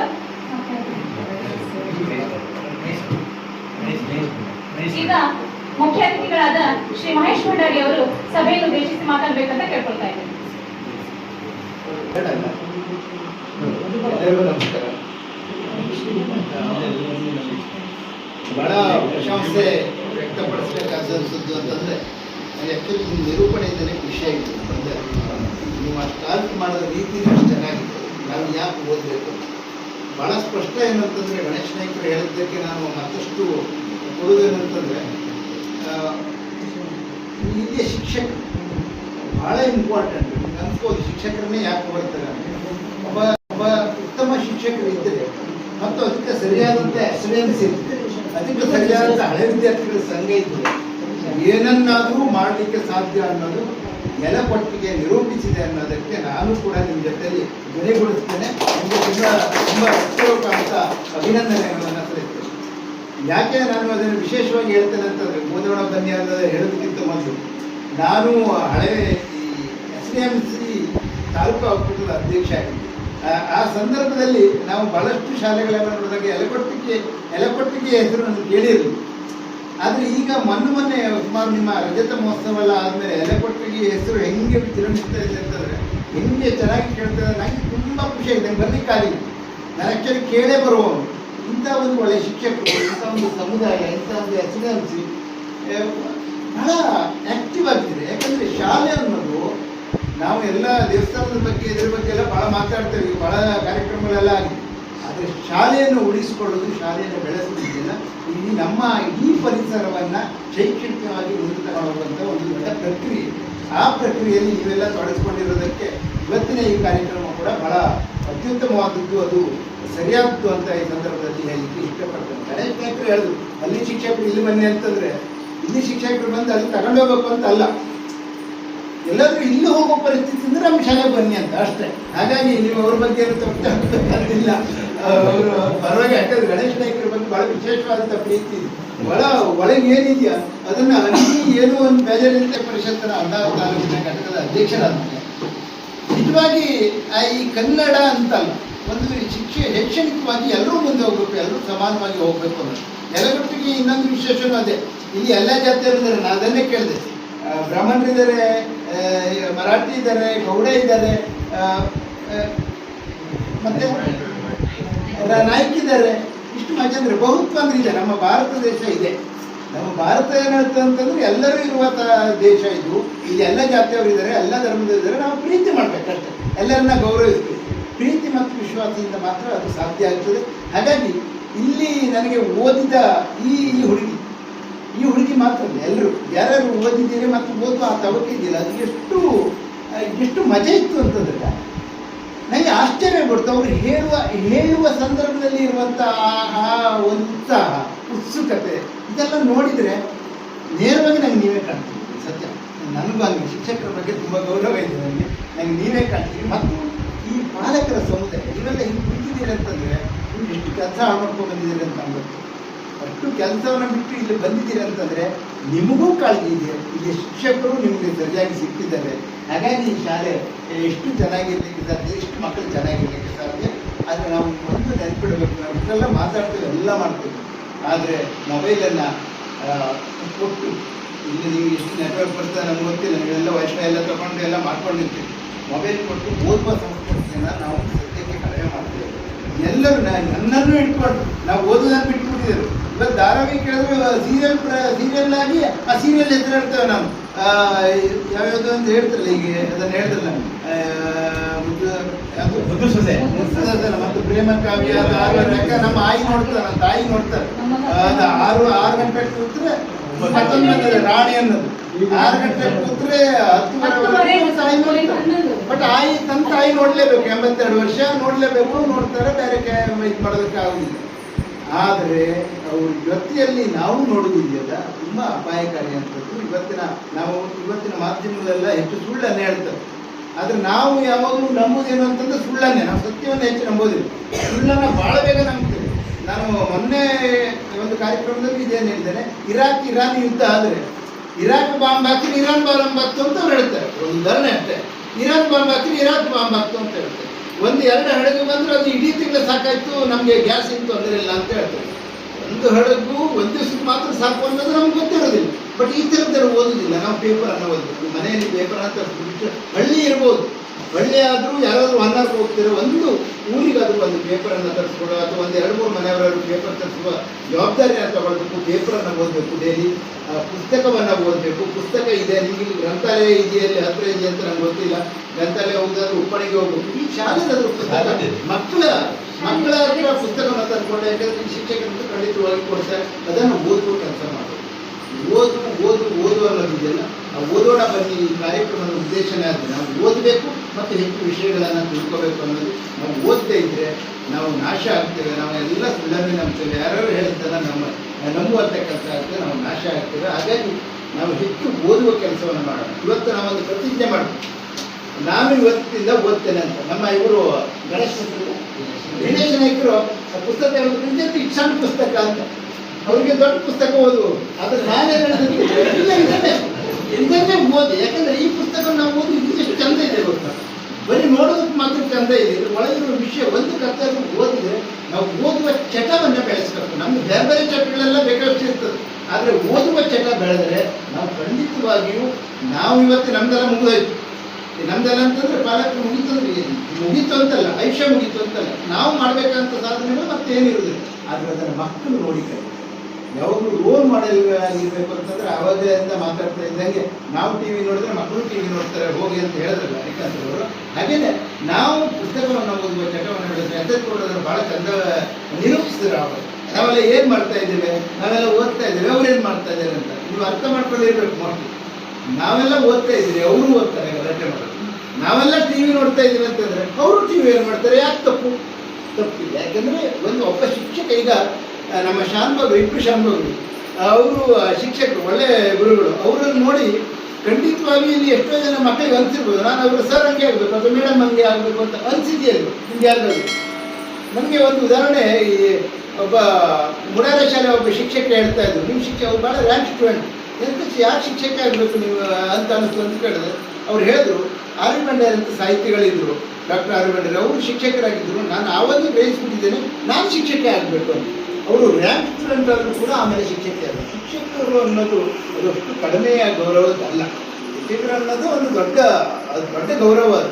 ಹಾಗಾಗಿ ಅವರು ನಿವೃತ್ತ ಆದಮೇಲೆ ಕೂಡ ಶಿಕ್ಷಕರಾಗ್ತಾರೆ. ನಾನು ಇದನ್ನು ಯಾಕೆ ಮತ್ತೆ ಹೇಳ್ತಾ ಇದ್ದೇನೆ ಅಂತಂದರೆ, ಒಂದು ಶಿಕ್ಷಕರನ್ನು ನೆನಪಿಸ್ಕೊಳ್ಳುವಂಥದ್ದು, ಇಲ್ಲಿಯ ಸಮುದಾಯವನ್ನು ನೆನಪಿಸ್ಕೊಳ್ಳೋದು. ನಾವೆಲ್ಲ ಚೆನ್ನಾಗಿದ್ದೇವೆ, ಒಂದು ಮಾತ್ರ ಬಾಕಿ ಇದೆ, ಓದುವ ಕೆಲಸ.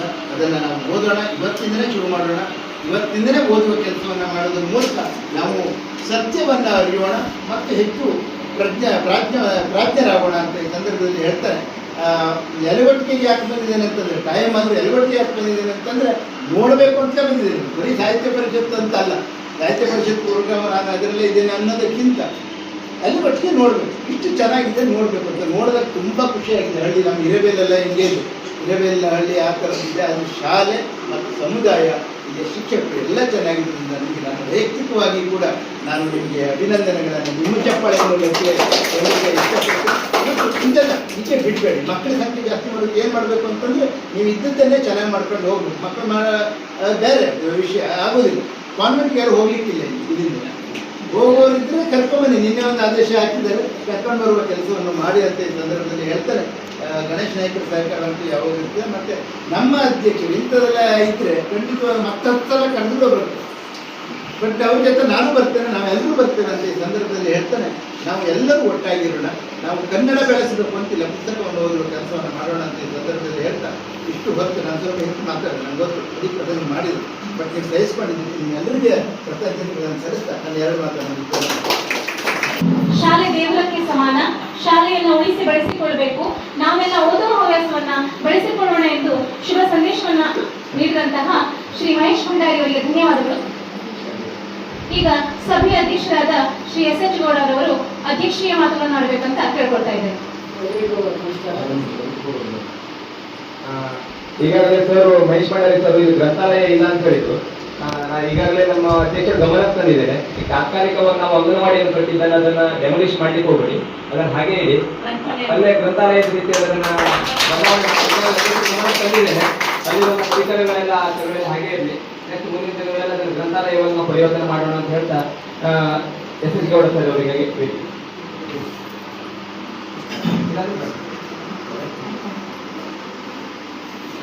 ಎಲ್ಲರಿಗೂ ಸಹ ಓದೋಣದಲ್ಲಿ ಕಾರ್ಯಕ್ರಮವನ್ನು ಅತ್ಯಂತ ಪ್ರೀತಿಯಿಂದ ಅತ್ಯಂತ ಹೆಮ್ಮೆಯಿಂದ ಉದ್ಘಾಟಿಸಿಕೊಂಡ ಶ್ರೀ ಗಣೇಶನವರೇ, ಎಲ್ಲ ನನ್ನ ಸಮಿತಿಯ ಪ್ರಿಯರೇ, ನಡೆದಂಥ ಎಲ್ಲ ಕಾರ್ಯಕ್ರಮಗಳು ಶಿಕ್ಷಕ ಬಂಧುಗಳೇ ಹಾಗೂ ಮಕ್ಕಳೇ, ಸಮಯ ಆಗಿದೆ. ಅದರಲ್ಲಿ ಇಷ್ಟ ಆಗ್ತದೆ. ನಿಮ್ಮೆಲ್ಲ ಪಾಲಕರು ಕೂಡ ಇಲ್ಲಿ ಇದ್ದಿರಬಹುದು.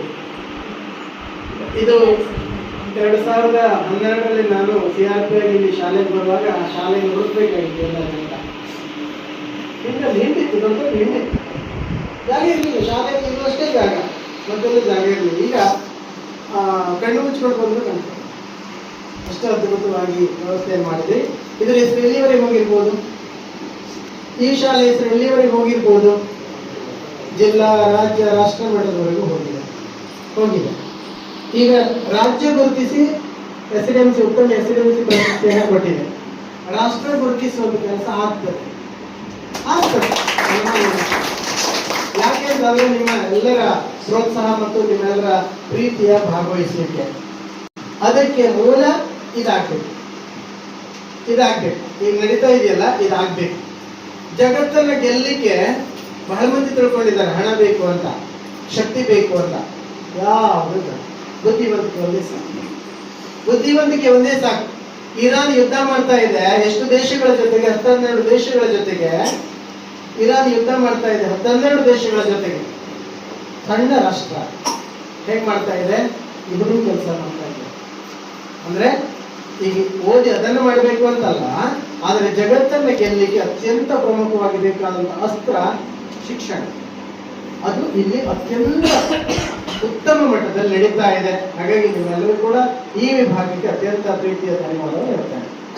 ನಾನು ಬಹಳಷ್ಟು ಕಡೆ ಚರ್ಚೆ ಮಾಡುವ ಮಕ್ಕಳ ವಿಷಯಕ್ಕೆ ಬಂದ ಚರ್ಚೆ ಮಾಡುವ ಅಂಶಗಳನ್ನ ಹೇಳೋದಾದ್ರೆ, ಮಕ್ಕಳೇ ನಿಮ್ ಜೊತೆ ಮಾತಾಡ್ತೀರಿ? ಬರಲಿಲ್ಲ ಮಾತಾಡ್ತೀರಿ? ನಿಮ್ಮ ಮನೆಯಲ್ಲಿ ಎಷ್ಟು ಜನಕ್ಕೆ ಓದ್ಲಿಕ್ಕೆ ಪ್ರತ್ಯೇಕ ವ್ಯವಸ್ಥೆ ಉಂಟು? ರೂಮ್ ಅಥವಾ ಎಲ್ಲ ಕೂತ್ಕೊಳ್ಳಿಕ್ಕೆ, ನಿನ್ ಮಗ ನಿಂತಿದ್ದು ಓದೋ ಸ್ಥಳ, ನಿಮ್ ಪುಸ್ತಕ ಇಟ್ಕೊಳ್ಳಿಕ್ಕೆ ಒಂದು ಟೇಬಲ್ ಅಥವಾ ಏನೋ ಒಂದು ವ್ಯವಸ್ಥೆ ಎಷ್ಟು ಜನಕ್ಕೆ ಉಂಟು? ಕೈ ಹಚ್ಚಿ. ಓದ್ಲಿಕ್ಕೆ ಟೇಬಲ್ ಏನೋ ನಿಂದೆ ಜಾಗ, ನೀವು ಓದುವ ಜಾಗ ಎಷ್ಟು ಜನಕ್ಕಿದೆ? ಕೈ ಮೇಲೆ 2, 4, 6, 7, 8, 9 ಕೈ ಮೇಲೆ ಬರಲಿಲ್ಲ. ಅರ್ಧಂಬರ್ಧ. ಎಸ್, 12. ಖಂಡಿತ ಇದು ಬಹಳ ಖುಷಿಯ ವಿಚಾರ. ಕೈ ಬಿಡಿ. ಯಾಕೆಂತಾದ್ರೆ ಬಹಳಷ್ಟು ಸಂದರ್ಭಕ್ಕೆ ನಾವು ಹೇಳ್ತೇವೆ ಮಕ್ಕಳು ಓದಬೇಕು, ಮಕ್ಕಳಿಗೆ ಏನು ಚುರುಕಾಗಬೇಕು, ಮಕ್ಕಳು ರ್ಯಾಂಕ್ ಬರಬೇಕು ಅಂತ ಆಸೆ ಪಡ್ತೇವೆ. ಅದಕ್ಕೆ ಬೇಕಾಗುವ ಯಾವ ವ್ಯವಸ್ಥೆಯನ್ನು ಮಾಡೋದಿಲ್ಲ. ಒಂದು ಗಿಡ ಫಲ ಕೊಡಬೇಕು ಅಂತ ಅದಕ್ಕೆ ಏನ್ ಬೇಕು ಅಂತ ಎಲ್ಲ ಮಾಡ್ತೇವೆ. ಗೊಬ್ಬರ, ನೀರು ಎಲ್ಲ ಆರೈಕೆ ಹಾಕಿ ಆಗಾಗ ನೋಡ್ತಾ ಇರ್ತೇವೆ ಏನಾಯ್ತು ಅಂತ, ಅಲ್ವಾ? ಆದ್ರೆ ಈ ಮಕ್ಕಳು ಏನಾಗ್ಬೇಕು ಅಂತ ನಮಗೆ ಆಸೆ ಉಂಟು, ಏನೇನಾಗ್ಬೇಕಂತ ಆಸೆ ಉಂಟು, ಆದ್ರೆ ಅದಕ್ಕೆ ಪೂರಕ ವ್ಯವಸ್ಥೆಗಳನ್ನ ಮಾಡೋದಿಲ್ಲ.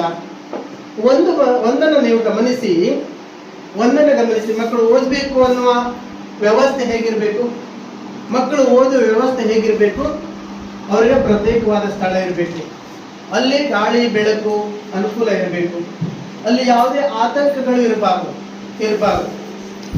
ಈಗ ನೀವು ಓದ್ಲಿಕ್ಕೆ ಕುಂತ್ಕೊಂಡಿರಿ ಅಂತ ಇಟ್ಕೊಳ್ಳಿ ಮಕ್ಕಳೇ, ಓದ್ಲಿಕ್ಕೆ ಕುಂತ್ಕೊಂಡಿರಿ ಅಂತ ಇಟ್ಕೊಳ್ಳಿ, ಇಲ್ಲಿ ಕುಂತಿದ್ರಿ, ಓದ್ಲಿಕ್ಕೆ ಕುಂತಿದ್ರಿ, ಕುಂತಾಗ ಅಲ್ಲಿ ಏನೇನ್ ಬೇಕು, ನೀವು ಕುಂತಾಗ ನಿಮ್ಗೆ ಏನೇನ್ ಸಿಗ್ಬೇಕು, ಪಟ್ಟಿ, ಪುಸ್ತಕ, ಪೆನ್ನು, ಪೆನ್ಸಿಲು, ಕಂಪಾಸು, ಬ್ಯಾಗು, ಮತ್ತೆ ಕುರ್ಚಿ ಬೇಕಾ? ಆಯ್ತು, ಕೂತ್ಕೊಳ್ಳಿ. ಮತ್ತೆ ಏನೆಲ್ಲ ಓದ್ಲಿಕ್ಕೆ ಏನೆಲ್ಲ ಪರಿಕರಗಳ ಬೇಕಲ್ಲ, ಅದಷ್ಟು ಅಲ್ಲೇ ಸಿಗ್ಬೇಕು. ಯಾಕೆ ಅಂತ ಆದ್ರೆ, ಈಗ ಬರೀಲಿಕ್ಕೆ ಕುಂತಾಗ ಪೆನ್ ಇಲ್ಲ, ಪೆನ್ ಎಲ್ಲೋ ಬಿದ್ದುಕೊಂಡಿದೆ, ಅವಾಗ ಏನ್ ಮಾಡ್ಬೇಕು? ಪೆನ್ ತರ್ಲಿಕ್ಕೆ ಹೋಗ್ಬೇಕಾಯ್ತು. ಪೆನ್ಸಿಲ್ ಬೇಕು, ಪೆನ್ಸಿಲ್ ಮತ್ತೊಂದು ಎಲ್ಲೋ ಒಂದ್ ಕಡೆ ಇದೆ, ಪೆನ್ಸಿಲ್ ತರಲಿಕ್ಕೆ ಹೋಗ್ಬೇಕಾಯ್ತು. ಪಟ್ಟಿ ಇಲ್ಲ, ಪಟ್ಟಿ ಮತ್ತೊಂದು ಎಲ್ಲೋ ಕಡೆ ಇದೆ, ಪಟ್ಟಿ ತರ್ಲಿಕ್ಕೆ ಏನಾಯ್ತು? ಬರುವುದೇ ಕೆಲಸ ಆಯ್ತು, ಬಿಟ್ರೆ ಓದ್ಲಿಕ್ಕೆ ಆಗಿಲ್ಲ, ಓದಿಲ್ಲ. ಕಡೆಗೆ ಏನಾಯ್ತು ಅಂತ ಕೇಳಿದ್ರೆ ಏನೂ ಆಗಿಲ್ಲ. ಹಾಗಾಗಿ ಓದ್ಲಿಕ್ಕೆ ಏನೆಲ್ಲ ಪರಿಕರಗಳು ಬೇಕು ಅದೆಲ್ಲವೂ ಕೂಡ ಕೈ ಬುಡದಲ್ಲಿ ಸಿಗೋಗಿರ್ಬೇಕು, ಕುಂತಲ್ಲೇ ಸಿಗ್ಬೇಕು, ಅಷ್ಟು ವ್ಯವಸ್ಥೆಗಳು ಇರ್ಬೇಕು ಅಂತ ಅವ್ರೇ ಇಟ್ಕೋಬೇಕು. ನೀವೇನು ಪೂರಕ ಸ್ಥಳ ಮಾಡಿಕೊಟ್ಟಾಗ ಅಲ್ಲಿ ಇಟ್ಕೋಬೇಕು. ಅವ್ರ ಜವಾಬ್ದಾರರು. ಅವಾಗ ಒಗಿಯುವುದಿಲ್ಲ. ಒಗಿದ್ರು ಕೂಡ ಹೇಳಲಿಕ್ಕೆ ಆಗ್ತದೆ. ಏನ್ ಹೇಳಲಿಕ್ಕೆ ಆಗ್ತದೆ? ನಿನಗೆ ಓದ್ಲಿಕ್ಕೆ ಜಾಗ ಮಾಡ್ಕೊಟ್ರೆ ನೀನು ಇಟ್ಕೊಂಡಿಲ್ಲಲ್ಲ, ಅವಾಗ ಕಂಪ್ಲೀಟ್ ಹೊಡಿಬಹುದು, ಜೋರ್ ಮಾಡ್ಬೋದು. ವ್ಯವಸ್ಥೆ ಇಲ್ಲ ಅಂದ್ರೆ ಜೋರ್ ಮಾಡ್ಲಿಕ್ಕೆ ಆಗೋದಿಲ್ಲ. ಪರಿಸ್ಥಿತಿಯನ್ನು ನೋಡಿ, ಎಷ್ಟೋ ಮಕ್ಕಳು ಬಹಳ ಬಡತನದಲ್ಲಿದ್ದವರು, ಬಹಳ ವ್ಯವಸ್ಥೆ ಇಲ್ದಿದ್ದವರು ಬಹಳ ಚುರುಕಿರ್ತಾರೆ, ನೆನ್ಪಿಟ್ಕೊಳ್ಳಿ, ಬಹಳ ಚುರುಕಿರ್ತಾರೆ.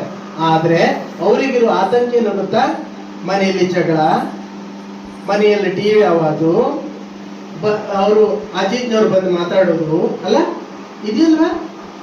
ಓದ್ತಾ ಇದಾರೆ ನೋಡಿ, ಓದ್ತಾರೆ ಬಿಡ ಅಲ್ಲ, ಓದ್ತಾರೆ ಅಂತ ಮಹತ್ವ ಕೊಟ್ಕೊಂಡು ಎಲ್ಲೂ ಕೂಡ ಅದ್ರ ಬಗ್ಗೆ ಮಾತಾಡೋದಿಲ್ಲ.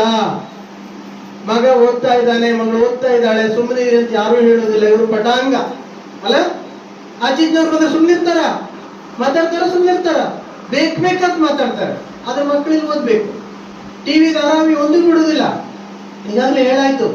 ಹಾಗಾದ್ರೆ ಏನ್ ಮಾಡ್ಬೇಕು? ಯಾದಗಿರಿ ತಾಲೂಕು ಇರಬೇಕು. ಪೇಪರ್ ಅಲ್ಲಿ ಬಂತದು 6ರಿಂದ 9 ಮೊಬೈಲ್ ಟಿವಿ ನಿಷೇಧ ಆದೇಶ ಮಾಡಿದ್ದಾರೆ.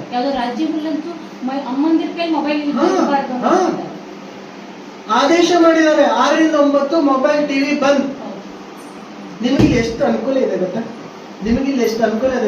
ದೊಡ್ಡ ಏರಿಯಾದಲ್ಲಿ ಆಗೋದಿಲ್ಲ, ದೊಡ್ಡ ಸಿಟಿಯಲ್ಲಿ ಆಗೋದಿಲ್ಲ. ಯಾಕೆ ಗೊತ್ತಾ? ಅಲ್ಲಿ ನಾನಾ ತರದ ಜನ ಇರ್ತಾರೆ. ಇಲ್ಲಿ ಹಾಗಲ್ಲ.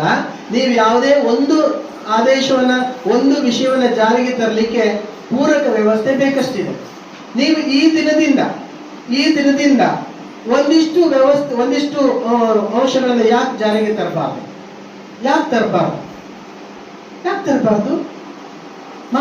ಈಗ ಶಾಲೆ ಮಾದರಿ ಆಗಿದೆ, ಊರು ಮಾದರಿ ಆಗ್ತಾ ಇದೆ. ಊರಿನ ಚಟುವಟಿಕೆಗಳು ಯಾಕೆ ಮಾದರಿ ಆಗ್ಬಾರ್ದು? ಮಾಡ್ರಿ, ಜಾರಿಗೆ ಮಾಡ್ರಿ. ಪ್ರಪಂಚ ಹೆಂಗೂ ಇದ್ಕೊಂಡು ಹೋಗ್ಲಿರಿ, ಪ್ರಪಂಚ ಹೇಗೂ ಇರ್ಲಿ, ತೊಂದರೆ ಇಲ್ಲ. ಆದ್ರೆ ನಮಗ್ ಬೇಕಾಗೋದ್ರೆ ನಾವ್ ಮಾಡ್ಕೋಬೋದಲ್ವಾ? ಜಾರಿಗೆ ಮಾಡಿ. 6ರಿಂದ 8, 7ರಿಂದ 9 ಮೊಬೈಲ್ ಬಂದ್ ಮಾಡಿ, ಟಿವಿ ಬಂದ್ ಮಾಡಿ. ಏನಾಗ್ಲಿಕ್ಕುಂಟು? ತೀರ್ಮಾನ ಮಾಡಿ, ನಿಮ್ಮ ಊರು ತೀರ್ಮಾನ ಮಾಡಿ, ಊರಲ್ಲಿ ತೀರ್ಮಾನ ಮಾಡಿ, ಒಳ್ಳೇದಕ್ಕೆ ತೀರ್ಮಾನ ಮಾಡಿ. ಯಾಕಾಗಬಾರ್ದು? ಮಾಡಿ. ಇದು ಏನಾಗ್ತದೆ? ರಾಜ್ಯ ಅಥವಾ ಬೇರೆ ಊರುಗಳು, ಬೇರೆ ವ್ಯವಸ್ಥೆಗಳು ಅದನ್ನ ಅನುಸರಿಸ್ತದೆ. ಆರಂಭ ಮಾಡಿದ್ರೆ ಯಾವಾಗ ಫಸ್ಟ್ ನಮ್ದಾಗ್ಬೇಕು, ಮೊದಲು ನಮ್ದಾಗ್ಬೇಕು. ಕಡೆಗೆ ಯಾರು ಮಾಡಿದ್ರು ಸೆಕೆಂಡ್ ಡೇ. ಈಗ ಈ ಕಾರ್ಯಕ್ರಮ ಮಾಡಿದ್ರು ನಿಮ್ಮ ಊರಲ್ಲಿ, ಈಗ ಯಾರೇ ಮಾಡಿದ್ರು ಸೆಕೆಂಡ್ ಡೇ, ಯಾವುದೇ ಊರಲ್ಲಿ ಮಾಡಲಿ. ಯಾಕಂದ್ರೆ ಇಷ್ಟು ಮಾದರಿ ಕಾರ್ಯಕ್ರಮವನ್ನ ಮಾಡಿದ ಫಸ್ಟ್ ಎಲ್ಕೊಟ್ಟಿಗೆನೆ. ಹೋಗ್ತೀರಾ? ಹೌದಲ್ವಾ? ಹೌದು. ಇಷ್ಟು ಮಾಡಿದಾಗ ಇಲ್ಲಿದ್ದಂತ ಮಕ್ಕಳು IAS ಆದ್ರೆ, IPS ಆದ್ರೆ, IFS ಆದ್ರೆ, KS ಆದ್ರೆ DC, ತಹಶೀಲ್ದಾರ್ ಆಗ್ಬೋದಿಲ್ವಾ? ಇವ್ರು ಆಗ್ಬೋದಲ್ವಾ? ಖಂಡಿತ ಆಗ್ಬೋದ್ರಿ. 100ಕ್ಕೆ 100 ಆಗ್ಲಿಕ್ಕೆ ಸಾಧ್ಯತೆ ಉಂಟು ಅವರಿಗೆ. ನಮಗೆ ಸಾಧ್ಯತೆಗಳಿಲ್ಲ. ನಾನು DC ಆಗ್ಲಿಕ್ಕೆ ಆಗ್ತದೆ, ಈಗ ತಹಶೀಲ್ದಾರ್ ಆಗ್ಲಿಕ್ಕೆ ಆಗ್ತದೆ ಇಲ್ಲ. ಇವ್ರು ಏನಾಗ್ಬೋದು ಅಂತ ನೋಡಿದ್ರೆ ಯಾರಾದ್ರು? ದೇಶದ ಪ್ರಧಾನಿ ಆಗ್ಬೋದು, ಪ್ರಪಂಚದ ಮುಖ್ಯಸ್ಥ ಆಗ್ಬೋದು, ಇಡೀ ಪ್ರಪಂಚ ಯುಎನ್‌ದ ಅಧ್ಯಕ್ಷ ಆಗ್ಬೋದು. ಸಾಧ್ಯತೆ ಇದೆ, ಇಲ್ಲ ಅಂತಿಲ್ಲ. ಹಾಗಾಗಿ ಅಮೆರಿಕದಲ್ಲಿ ಹಾಗೆ ಪ್ರತಿ ಮಗುವನ್ನು ದೇಶದ ಮುಖ್ಯಸ್ಥ ಅಂತ ತಿಳ್ಕೊಳ್ತಾರಂತೆ. ಪ್ರತಿ ಮಗು ಈ ದೇಶದ ಮುಖ್ಯಸ್ಥ ಅಂತಾನೆ ಅವರು ಆ ಮಗುವನ್ನು ನೋಡ್ತಾರಂತೆ. ನಾವು ನೋಡ್ತೇವಾ?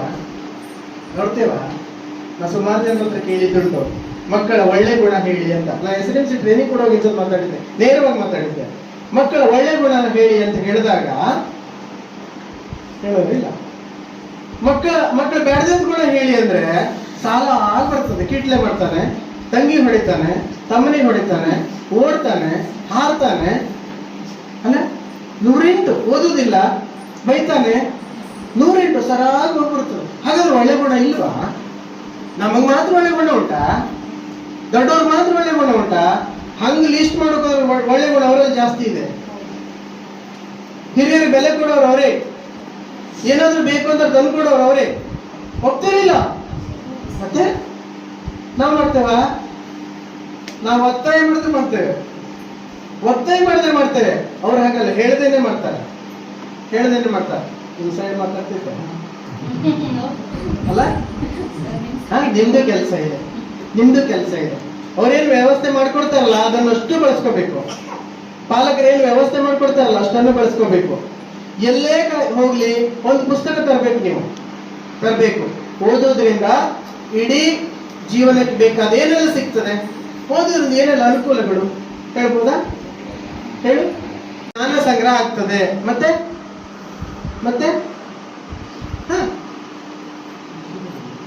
ಮಾತಾಡ್ಲಿಕ್ಕೆ ರೂಢಿ ಆಗ್ತದೆ. ನಮ್ಮ ಹತ್ರ ಜ್ಞಾನ ಇದೆ ಅಂದ್ರೆ ಮಾತಾಡ್ಲಿಕ್ಕೆ ರೂಢಿ ಆಗ್ತದೆ. ಮತ್ತೆ ಎಲ್ಲರೂ ನಮ್ಮನ್ನ ಗುರುತಿಸ್ತಾರೆ, ಸಂಭಾಷಣೆ ಮಾಡ್ಲಿಕ್ಕೆ ಆಗ್ತದೆ, ಪ್ರಶಸ್ತಿ, ಹೊಸ ವಿಷಯಗಳು ನಮಗೆ ಸಿಗ್ತದೆ, ಬಹುಮಾನಗಳನ್ನ ಪಡಿಬಹುದು, ಭಾಷಣಗಳನ್ನ ಮಾಡ್ಬೋದು ಅಲ್ವಾ? ಬೇರೆಯವ್ರ ಜೊತೆಗೆ ಚರ್ಚೆ ಮಾಡ್ಬೋದು, ಬೇರೆ ಊರಿನ ಮಾಹಿತಿ ಸಂಗ್ರಹ ಮಾಡ್ಕೋಬಹುದು. ಅದರ ಜೊತೆಗೆ ನಾವು ಎಲ್ಲರಿಗೂ ಏನ್ ಕಾಣುತ್ತೆ, ಒಂದು ರ್ಯಾಂಕ್ ಬಂದ ಮೇಲೆ ಏನಾಗ್ತದೆ, ಎಲ್ಲರೂ ಗುರುತಿಸ್ತಾರೆ. ಶಾಲೆ ಫಸ್ಟ್ ಬಂದ್ರೆ ಏನ್ ಮಾಡ್ತಾರೆ, ಫಸ್ಟ್ ಬಂದು ನೋಡ್ತಾರೆ. ಅದೇ ತರ ರಾಜ್ಯ, ಜಿಲ್ಲೆ, ರಾಷ್ಟ್ರದಲ್ಲಿ ನಂಬರ್ ಬಂದಾಗ ನಿಮ್ಮನ್ನು ಗುರುತಿಸ್ತಾರೆ. ನೀವು ಬೆಳಕಿಗೆ ಬರ್ಲಿಕ್ಕೆ ಆಗ್ತದೆ, ಉದ್ಯೋಗ ಪಡೀಲಿಕ್ಕೆ ಆಗ್ತದೆ, ಎಲ್ಲರಿಂದ ಗೌರವ ಸಿಗ್ತದೆ ಅಲ್ವಾ? ಇದೆಲ್ಲ ಸಿಗುವುದು ಯಾವ್ದ್ರಿಂದ? ಓದೋದ್ರಿಂದ ಸಿಗ್ತದೆ ಇದೆಲ್ಲವೂ. ಮೊಬೈಲ್ ಬಳಸಿದ್ರೆ ಏನೇನು ಸಿಗ್ತದೆ ನೋಡು. ಮೊಬೈಲ್ ಬಳಸಿದ್ರೆ ಏನೇನು ಸಿಗ್ತದೆ? ಕಣ್ಣು ಕೆಂಪಾಗ್ತದೆ, ಕೈ ನಡುಗ್ತದೆ ಅಲ್ಲ, ಕಿವಿ ಕೆಂಪಾಗ್ತದೆ ಅಲ್ಲ, ನೋಡಿದ್ರಲ್ಲ? ಕಣ್ಣು ಗುಡ್ಡ ಹೊರಗೆ ಬಂದು ನೋಡಿರಿ, ದೊಂಬಳೆ ಅಂದ್ರಲ್ಲ ಅಲ್ಲ, ಕಣ್ಣು ಗುಡ್ಡ ಹೊರಗೆ ಬಂದು ನೋಡಿರಿ, ವಾಟ್ಸಪ್ ನೋಡಿಲ್ವಾ? ಅಯ್ಯೋ ಕೆಂಪಾಗಿ. ಹೌದು, ಕೈ ನಡುಗುದು, ಕಾಲು ನಡುಗುದು, ಅಂದ್ರೆ ಸೊಟ್ಟ ಕೂತ್ಕೊಳ್ಳೋದು ಮೂಲೆಯಲ್ಲಿ ಅಲ್ಲ, ಯಾರತ್ರ ಮಾತಾಡೋದಿಲ್ಲ. ಹೌದಲ್ವ? ಇದು ಯಾರಾದ್ರೂ ಮಾತಾಡೋದಿಲ್ಲ, ಯಾರಾದ್ರೂ ಸಿಟ್ಟು ಬಂದ್ಬಿಡ್ತದೆ ಅಲ್ಲ. ನೋಡಿ ಮೊಬೈಲ್ ಎಷ್ಟು ಒಳ್ಳೇದುಂಟಲ್ಲ, ಒಳ್ಳೇದು ನೋಡಿ. ಪುಸ್ತಕ ಓದೋದ್ರಿಂದ ಇಷ್ಟೆಲ್ಲ ಒಳ್ಳೇದುಂಟು. ಮೊಬೈಲ್ ಅನ್ನು ಬಳಸಿದ್ರೆ ಒಂದು ಒಳ್ಳೇದು ಹೇಳಿ ನೋಡೋಣ. ಮೊಬೈಲ್ ಬಳಸಿದ್ರೆ ಒಂದಾದ್ರೂ ಒಳ್ಳೇದು. ಪುಸ್ತಕ ಓದಿದ್ರೆ ಇಷ್ಟೆಲ್ಲ ಒಳ್ಳೇದುಂಟು, ಮೊಬೈಲ್ ಬಳಸಿದ್ರೆ ಒಂದಾದ್ರೂ ಒಳ್ಳೇದು ಹೇಳಿ ನೋಡೋಣ. ನೀವು ದೊಡ್ಡವರಿಗೆ ಸ್ವಲ್ಪ ಬೇಕು, ಕೆಲವೊಂದು ಮಾಹಿತಿ ಬೇಕಾಗ್ತದೆ, ಫೋನ್ ಮಾಡ್ಲಿಕ್ಕೆ ಬೇಕಾಗ್ತದೆ. ನಿಮ್ಗೆ ಬೇಕಾ? ಫೋನ್ ಮಾಡ್ಲಿಕ್ಕೆ ದೊಡ್ಡವ್ರು ಮಾಡ್ತಾರೆ. ಹೇಳಿ ಒಂದು ಒಳ್ಳೇದು ಹೇಳಿ ನೋಡೋಣ, ಹೇಳ್ತೀರಿ. ಮೊಬೈಲ್ ಬಳಸುವುದರಿಂದ ಒಂದು ಒಳ್ಳೆಯ ಅಂಶವನ್ನು ಹೇಳಿ. ಇಲ್ಲ, ಹಾಗಾದ್ರೆ ಬೇಕಾ ಮೊಬೈಲು? ಬೇಕಾ? ಎಲ್ಲಿವರೆಗೆ ಬೇಡ? ನಿಮ್ಮ ಶಿಕ್ಷಣ ಮುಗಿಯುವವರೆಗೂ ಬೇಡ. ಎಲ್ಲೋ ಒಂದ್ ಕಡೆ ನಿಮ್ಗೆ ಕೆಲವೊಂದು ಮಾಹಿತಿ ಬೇಕು ಅಂತ ಆದ್ರೆ ಅಷ್ಟಕ್ಕೆ ಮಾತ್ರ ಅಪ್ಪ ಅಮ್ಮನ ಹತ್ರ ಇರ್ತದೆ, ತಗೊಂಡು ಬಳಸ್ಬೋದು. ಅಷ್ಟಕ್ಕೆ ಮಾತ್ರ ಏನೋ ಮಾಹಿತಿ ಪಡೀಲಿಕ್ಕೆ ಬೇಕು ಅಂತ ನಿಮ್ಮ ಅಪ್ಪ ಅಮ್ಮ, ಅಕ್ಕ, ತಮ್ಮ ಎಲ್ಲರ ಹತ್ರ ಇರ್ತದೆ. ದೊಡ್ಡ ಮೊಬೈಲ್ ಬಳಸೋದು ಯಾವಾಗ? ನೀವು ಉದ್ಯೋಗಕ್ಕೆ ಹೋದ್ಮೇಲೆ, ನೀವು ಹಣ ಸಂಗ್ರಹ ಆದ್ಮೇಲೆ, ನೀವು ದೊಡ್ಡ ವ್ಯಕ್ತಿಗಳಾದ್ಮೇಲೆ. ದೊಡ್ಡ ವ್ಯಕ್ತಿಗಳಾಗೋದ್ರೊಳಗೆ ಮೊಬೈಲ್ ಬಳಸಲಿಕ್ಕೆ ಸಾಧ್ಯ ಆಗದೆ ಇರುವ ಹಾಗೆ ಕೈ ನಡುಗುದೆಲ್ಲ ತಂದುಕೊಂಡ್ರೆ ಬಳಸ್ಲಿಕ್ಕೆ ಆಗ್ತದೆ. ನೀವು ಒಳ್ಳೊಳ್ಳೆ ಮೊಬೈಲ್ ಬಳಸ್ಬೇಕಾ ಅಥವಾ ಹೀಗೆ ನೀವು ಸೋಲ್ಬೇಕಾ? ಹೀಗೆ ಸೋಲ್ಬೇಕಾ ಮುಂದೆ ಗೆಲ್ಬೇಕಾ? ಏನ್ ಮಾಡ್ಬೇಕು ನೀವು ಹೇಳಿ? ಮುಂದೆ ಗೆಲ್ಬೇಕಲ್ಲ. ನಿಮ್ಗೆ ದೊಡ್ಡ ದೊಡ್ಡ ಫೋನ್ಗಳನ್ನು ತಗೊಳ್ಳಿಕ್ಕೆ ಸಾಧ್ಯತೆ ಉಂಟು. ದೊಡ್ಡ ದೊಡ್ಡ ಫೋನ್ ಅಂದ್ರೆ ಗೊತ್ತಾ? ಐಫೋನ್ 1,00,000, 2,00,000, 3,00,000, 10,00,000, ಕೋಟಿ ಅದು ಅಷ್ಟೆಲ್ಲ ಮೊಬೈಲ್ ಇದೆ. ಅದೆಲ್ಲ ಬೇಕು ಅಂತ ಈಗ ಬಳಸಾಗ್ತದ್ಯಾ? ಈಗ ಏನಿದ್ರು ನೀವು ಜ್ಞಾನ ಸಂಗ್ರಹ ಮಾಡ್ಬೇಕು. ಅದೆಲ್ಲ ಬೇಕು ಅಂತ ಮುಂದೆಲ್ಲ ಸುಖ ಬೇಕು, ಎಲ್ಲ ಖುಷಿ ಬೇಕು, ಎಲ್ಲರ ಹತ್ರ ಹೆಸರು ಹೇಳ್ಸ್ಕೋಬೇಕು, ನೀವು ದೊಡ್ಡ ವ್ಯಕ್ತಿಗಳಾಗ್ಬೇಕು ಅಂತಾದ್ರೆ ಈಗ ಓದ್ಬೇಕು. ಇಲ್ಲ ಅಂತಾದ್ರೆ ಈಗಲೇ ಲೈಫ್ ಅನ್ನ ಜಾಬ್ಬೇಕು. ಓದ್ತೀರಾ ಏನ್ ಮಾಡ್ತೀರಿ? ಓದ್ತೀರಿ ಕೈ ಎತ್ತಿ, ಓದೋರ್ ಕೈ ಎತ್ತಿ. ಈ ಕಡೆಗಿಲ್ಲ ಎಸ್ ದೊಡ್ಡವರು ಕೂಡ ದಯವಿಟ್ಟು ಇದು ನಾನು ಯಾಕೆ ಈ ಕಾರ್ಯಕ್ರಮ ಇಟ್ಕೊಳ್ಳೋದಂದ್ರೆ ಇಂಥ ಜಾಗೃತಿ ಮಾಡಬೇಕು ಅನ್ನೋ ಮೂಲ ಕಾರಣಕ್ಕಾಗಿ ಮಾಡಿದ್ದು. ಪಾಲಕರಲ್ಲಿ ಜಾಗೃತಿ ಆದ್ರೆ ಮಾತ್ರ ಬದಲಾವಣೆ ಸಿಗ್ತದೆ, ಮಕ್ಕಳಲ್ಲಿ ಬದಲಾವಣೆ ತನ್ನಷ್ಟಕ್ಕೆ ಆಗ್ತದೆ. ಮಕ್ಕಳು ಏನಾದ್ರು ಮಿಸ್ಟೇಕ್ ಮಾಡಿದಾರೆ ಅದೆಲ್ಲ ನಮ್ಮ ಕೊಡುಗೆ. ಮಕ್ಕಳು ಏನಾದ್ರು ಮಿಸ್ಟೇಕ್ ಮಾಡ್ತಾ ಇದಾರೆ ಅನ್ನೋದು ನಮ್ಮ ಕೊಡುಗೆ. ಯಾಕಂದ್ರೆ ಅವರು ತಪ್ಪು ಯಾವುದು ಸರಿಯಾದ ಗೊತ್ತಿಲ್ಲ. ತಪ್ಪು ಯಾವುದು ಸರಿಯಾದ ಗೊತ್ತಿದ್ದವ್ರು ನಾವು ಮಾಡ್ತೇವಲ್ಲ ಅದನ್ನ ನೋಡಿ ಕಲಿತಾರೆ. ಹಾಗಾಗಿ ದಯವಿಟ್ಟು ನೀವೆಲ್ಲರೂ ಕೂಡ ಈ ಒಂದು ವಿಭಾಗದಲ್ಲಿ ಒಂದು ಮಾದರಿಯಾಗಿ ನೆಲಕೊಟ್ಟಿಗೆ ಒಂದು ಮಾದರಿಯಾಗಿ ಕೆಲವೊಂದು ಅಂಶಗಳನ್ನ ಲೈಬ್ರರಿನ ಮಾಡಿಸಿ ಆಗ್ತದೆ. ಎಲ್ಲರೂ ಅದನ್ನ ಬಳಸ್ಕೊಳ್ಳಿ. ಒಂದಿಷ್ಟು ಪುಸ್ತಕಗಳನ್ನ ಸಂಗ್ರಹ ಸಿಗ್ತದೆ. ನಿಮ್ಮ ಹತ್ರ ಇಲ್ಲ ಅಂತಂದ್ರೆ ಸಂಗ್ರಹ ತರಲಿಕ್ಕೆ ಆಗ್ತದೆ. ಶಾಲೆಯ ಅನುದಾನವನ್ನು ಕೂಡ ಕೆಲವರು ಬಳಸ್ಕೋಬಹುದು. ಸಾಧ್ಯತೆ ಇದ್ರೆ ದೇಣಿಗೆ ಕೊಡೋರೆಲ್ಲ ಬೇಕಷ್ಟಿದ್ದಾರೆ, ಆಗ್ತದೆ. ಒಂದು ಮಾದರಿ ಗ್ರಂಥಾಲಯ ನಿಮ್ಮಲ್ಲಿ ಆಗ್ತದೆ ಮಾಡಿ. ಈಗ ಏನೆಲ್ಲ ಬದಲಾವಣೆಗಳು ಬೇಕು ಅಂತ ನೀವು ತೀರ್ಮಾನ ಮಾಡಬೇಕು. ಏನೆಲ್ಲ ಬೇಕು ಅಂತ ನೀವೆಲ್ಲ ಸರಿ ತೀರ್ಮಾನ ಮಾಡೋದು ಬರ್ಕೊಳ್ತೀರೋ, ಲಿಸ್ಟ್ ಮಾಡ್ಕೊಳ್ತೀರೋ, ಅದೇ ಪ್ರಕಾರ ನಡೆದ್ರೆ ಅದೆಲ್ಲವೂ ಆಗ್ತದೆ. ಏನೆಲ್ಲ ಆಗ್ಬೇಕು ಬರ್ಕೊಂಡು ನೀವು ಅದೇ ಪ್ರಕಾರ ನಡ್ಕೊಂಡ್ರೆ ಎಲ್ಲವೂ ಆಗ್ತದೆ. ಯಾವುದೇ ಅನುಮಾನ ಇಲ್ಲ. ನಾವು ಮಾಡೋದೇನು, ಯೋಚನೆ ಮಾಡ್ತೇವೆ, ಮಾತಾಡ್ತೇವೆ, ನಡ್ಕೊಳ್ಳೋದಿಲ್ಲ, ಅಷ್ಟೇ ವ್ಯತ್ಯಾಸ.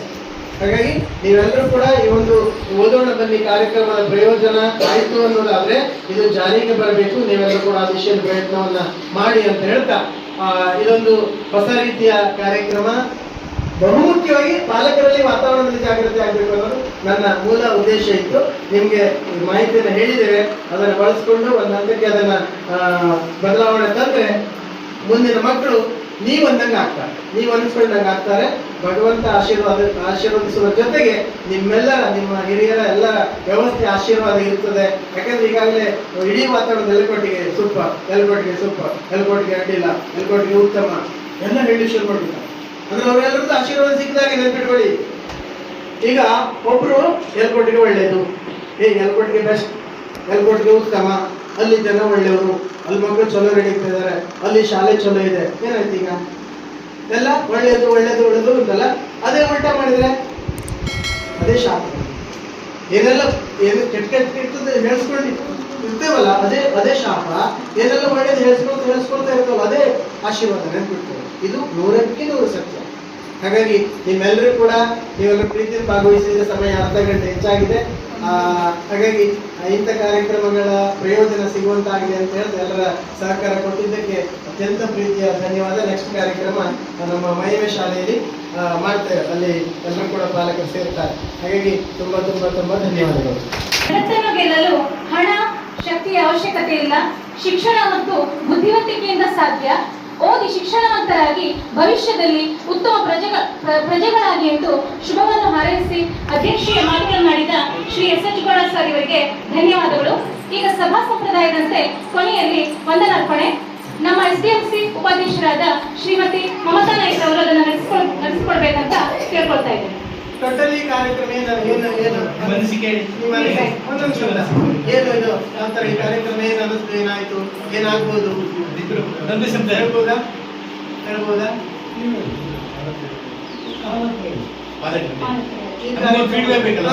ಅಂದ್ರೆ ಏನು ಇದರ ಫಲಿತಾಂಶ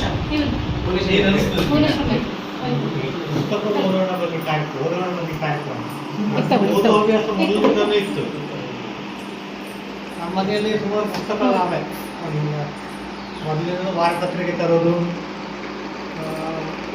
ಮಹಾಭಾರತ ಪುಸ್ತಕ ಇಂಥದ್ದೆಲ್ಲ ನಾವು ಓದ್ತಾ ಇರ್ತೀವಿ. ಆದರೆ ಈಗಲೇ ಸ್ವಲ್ಪ ಕೆಲಸದ ಒತ್ತಡ ಮತ್ತು ಇದರಿಂದ ಕಡಿಮೆ ಆಯ್ತು ಬಂದದ್ದು ಓದುವ ಇದು ಮೊಬೈಲಿಂದನೂ ಮತ್ತೊಂದು ಸೇರಿಸಿ ಹೇಳಬೇಕು. ಆದರೆ ಇವತ್ತಿಂದ ಮತ್ತೆ ಅದು ನೆನ್ಪು ಮಾಡ್ದಂಗೆ ಆಯಿತು ನನಗೆ. ಮತ್ತೆ ಅದ್ರ ಬಗ್ಗೆ ಆಸಕ್ತಿ ನಂಗೆ ಮೊದಲಿನ ಈಗ ಮತ್ತು ಅದಕ್ಕೆ ಹೋಗ್ಬೇಕು ಅಂತ ಅನಿಸ್ತದೆ. ಅದೊಂದು ನೆನ್ಪು ಮಾಡಿಕೊಟ್ಟ ಕಾರ್ಯಕ್ರಮ ಆಯಿತು ನನಗೆ. ನಮ್ಮ ಸ್ಕೂಲಲ್ಲಿ 5ನೇ ಕ್ಲಾಸ್ ವರೆಗೆ ಕಲ್ತ್ಕೊಂಡು ಹೋಗಿದ್ದಾನೆ. ನವೋದಯ ಸ್ಕೂಲಲ್ಲಿ 10th ಎಕ್ಸಾಮ್ ಬರ್ದಿದ್ದಾನೆ. ಇಲ್ಲಿಂದ ಆಯ್ಕೆ ಆಗೋದು. ಕೊರೋನಾ ಟೈಮಲ್ಲಿ ಸರ್ ನವೋದಯ ಆಯ್ಕೆ ಆಗಿದ್ದು. ಮತ್ತೊಂದು ಮೊರಾರ್ಜಿ ದೇಸಾಯಿ ಪರೀಕ್ಷೆಯಲ್ಲಿ ಇಡೀ ಉತ್ತರ ಕನ್ನಡ ಜಿಲ್ಲೆಗೆ First ಫಸ್ಟ್ ಬಂದಿದೆ. ಚಿದಾನಂದ ಅಂದ್ರೆ ಕಾರಣ ಅವ್ರ ಪಾಲಕರೇ.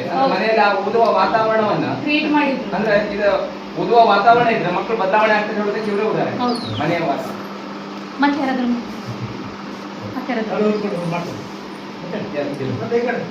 ಆದ್ರೆ ಗಂಡ ಹೆಂಡತಿ ಇಬ್ರು ಬರ್ಬೇಕು ಅಂತ ಅನಿಸ್ತು ನನಗೆ. ನಾವ್ ಹೇಳಿದ್ದವ್ರಿಗೆ ಅಂತ ಅವ್ರಿಗೆ ಅರ್ಥ ಆಗುದಿಲ್ಲ. ಅವ್ರ ಲೋಕನೇ ಬೇರೆ. ಫೋನು, ಮೊಬೈಲು, ಟಿವಿ ನೋಡಿಕೊಡುದಿಲ್ಲ. ನಮ್ಮಲ್ಲಿ ಸೀರಿಯಲ್ ಹಾಕುದಿಲ್ಲ, ನೋಡುದಿಲ್ಲ ನಾವು. ಮೊಬೈಲು ನಾನು ನನ್ನ ಮಕ್ಕಳಿಗೆ ಇಲ್ಲಿ ತನಕ ಮೊಬೈಲ್ ಚಟ ಬಿಡ್ತಿಲ್ಲ ಇರುತ್ತೆ. ನಾ ಬಂದು ಮೊಬೈಲ್ ತಗೊಳ್ಳೋದಿಲ್ಲ, ನೋಡುದಿಲ್ಲ. ಇನ್ನೊಂದು ದಿನ ಮಕ್ಕಳನ್ನ ಒಟ್ಟು ಜನ ಸೇರಿಸಿ ಒಂದು ಕಾರ್ಯಕ್ರಮ ಮಾಡೋದು ಮೊಬೈಲ್ ಹೇಳ್ತೇನೆ. ಯಾವಾಗಲೂ ಹೇಳ್ತಾರೆ ಈ ಮೊಬೈಲ್ ಕೊಂಡಿಡಿದವ ಬೈತಿದ್ದೆ ನಾನು. ಯಾವ ಸತ್ತವ ಬೈತಿದ್ದೆ ನಾನು. ನೀವೊಂದು ಮೊಬೈಲ್ ಕೊಂಡಿಡಿದ್ರೆ ನಮ್ಮನ್ನೆಲ್ಲ ಹಾಳು ಮಾಡಿದ್ದಾರೆ. ಒಳ್ಳೆ ಕಾರ್ಯಕ್ರಮ ಮುಂದುವರಿಲಿ ಅಂತ ಹೇಳ್ತಾ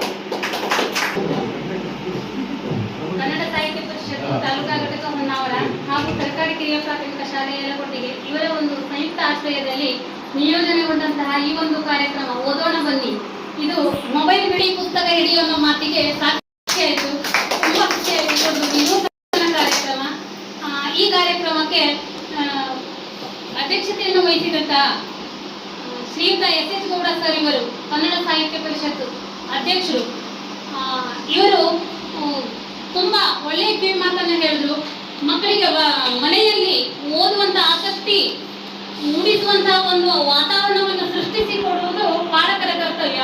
ಅವರು ಪುಸ್ತಕಗಳನ್ನು ಎಲ್ಲೋ ಇಟ್ಟು ಪೆನ್ನುಗಳು ಎಲ್ಲೋ ಪುಸ್ತಕಗಳು ಎಲ್ಲೋ ಇರ್ತವೆ. ಅವರಿಗೆ ಅದರ ಜವಾಬ್ದಾರಿಯನ್ನೇ ಇರೋದಿಲ್ಲ. ಆದ್ರಿಂದ ನಾವು ಪಾಲಕರು ಅದನ್ನ ಅರಿತುಕೊಂಡು ಮಕ್ಕಳಿಗೆ ಆ ಒಂದು ವಾತಾವರಣವನ್ನು ಸೃಷ್ಟಿಸಿ ಕೊಡುವುದು ನಮ್ಮ ಕರ್ತವ್ಯ. ಅದನ್ನ ನಾವು ಕೂಡ ತಿದ್ದುಕೊಳ್ಬೇಕು ಅನ್ನೋದು ಗೊತ್ತಾಯ್ತು. ಹಾಗೆ ಈ ಒಂದು ವಿನೂತನ ಕಾರ್ಯಕ್ರಮವನ್ನ ನಮ್ಮ ಶಾಲೆಗೆ ಆಯ್ಕೆ ಮಾಡಿಕೊಂಡು ಬಂದು ಇಂತಹ ಕಾರ್ಯಕ್ರಮವನ್ನ ಅಧ್ಯಕ್ಷತೆಯನ್ನು ವಹಿಸಿ ಈ ಕಾರ್ಯಕ್ರಮವನ್ನು ಚಂದಗಾಣಿಸಿಕೊಟ್ಟಂತ ಶ್ರೀಯುತ ಎಸ್ ಗೌಡ ಸರ್ ಇವರಿಗೆ ನಮ್ಮ ಶಾಲೆಯ ಪರವಾಗಿ, ಗುರುವೃಂದದ ಪರವಾಗಿ, ಮುದ್ದು ಮಕ್ಕಳ ಪರವಾಗಿ, ನಮ್ಮೆಲ್ಲರ ಪರವಾಗಿ ಹೃತ್ಪೂರ್ವಕ ಅಭಿನಂದನೆಯನ್ನು ಸಲ್ಲಿಸುತ್ತೇವೆ. ಹಾಗೂ ಈ ಕಾರ್ಯಕ್ರಮದ ಉದ್ಘಾಟಕರಾಗಿ ಆಗಮಿಸಿದಂತಹ ನಮ್ಮ ಗ್ರಾಮ ಪಂಚಾಯತ್ ನಿಕಟಪೂರ್ವ ಅಧ್ಯಕ್ಷರು, ಗ್ರಾಮ ಪಂಚಾಯತ್ ಕೋಣಿ ಶ್ರೀ ಗಣೇಶ್ ನಾಯ್ಕ ಇವರು ನಮ್ಮ ಶಾಲೆಯ ಯಾವ ಕಾರ್ಯಕ್ರಮಕ್ಕೂ ಚಾಚು ತಪ್ಪದೆ ಬಂದು ಕಾರ್ಯಕ್ರಮದಲ್ಲಿ ಪಾಲ್ಗೊಂಡು ನಮ್ಮ ಈ ಕಾರ್ಯಕ್ರಮವನ್ನು ಚಂದಗಾಣಿಸಿಕೊಟ್ಟಿದ್ದಕ್ಕೆ ಅನಂತ ಧನ್ಯವಾದಗಳನ್ನು ಸಲ್ಲಿಸುತ್ತೇವೆ. ಹಾಗೆ ಈ ಕಾರ್ಯಕ್ರಮದ ಮುಖ್ಯ ಅತಿಥಿಗಳಾದಂತಹ ಶ್ರೀಯುತ ಮಹೇಶ್ ಭಂಡಾರಿ ಸರ್ ಇವರು, ಸರ್ ನೀವು ಹೇಳ್ತೀರಿ ನನ್ನ ಮನೆಯಲ್ಲಿ ನಾನು 1000 ಪುಸ್ತಕಗಳನ್ನು ಇಟ್ಟಿದ್ದೆ ಅಂತ. ಇದು ಬಹಳ ಅಪರೂಪ ಅಂತ ಅನಿಸ್ಬಿಡ್ತು ನಮ್ಗಿಲ್ಲಿ. ಅಂದ್ರೆ ಇಷ್ಟೆಲ್ಲ ಪುಸ್ತಕಗಳನ್ನು ಇಂಥ ಒಂದು ಹಳ್ಳಿ ವಾತಾವರಣದಲ್ಲೂ ಇಟ್ಟು ಇಷ್ಟೊಂದು ಪುಸ್ತಕಗಳನ್ನು ಇಟ್ಟು ಅಷ್ಟು ಎಷ್ಟೆಲ್ಲ ಜ್ಞಾನ ಬೆಳೆಸಿಕೊಂಡಿದ್ದೀರಿ ಅನ್ನೋದು ನಮ್ಗೆಲ್ಲರಿಗೂ ಇದೊಂದು ಮಾದರಿ ಆಗ್ಬೇಕನ್ನಿಸ್ತು. ತುಂಬಾ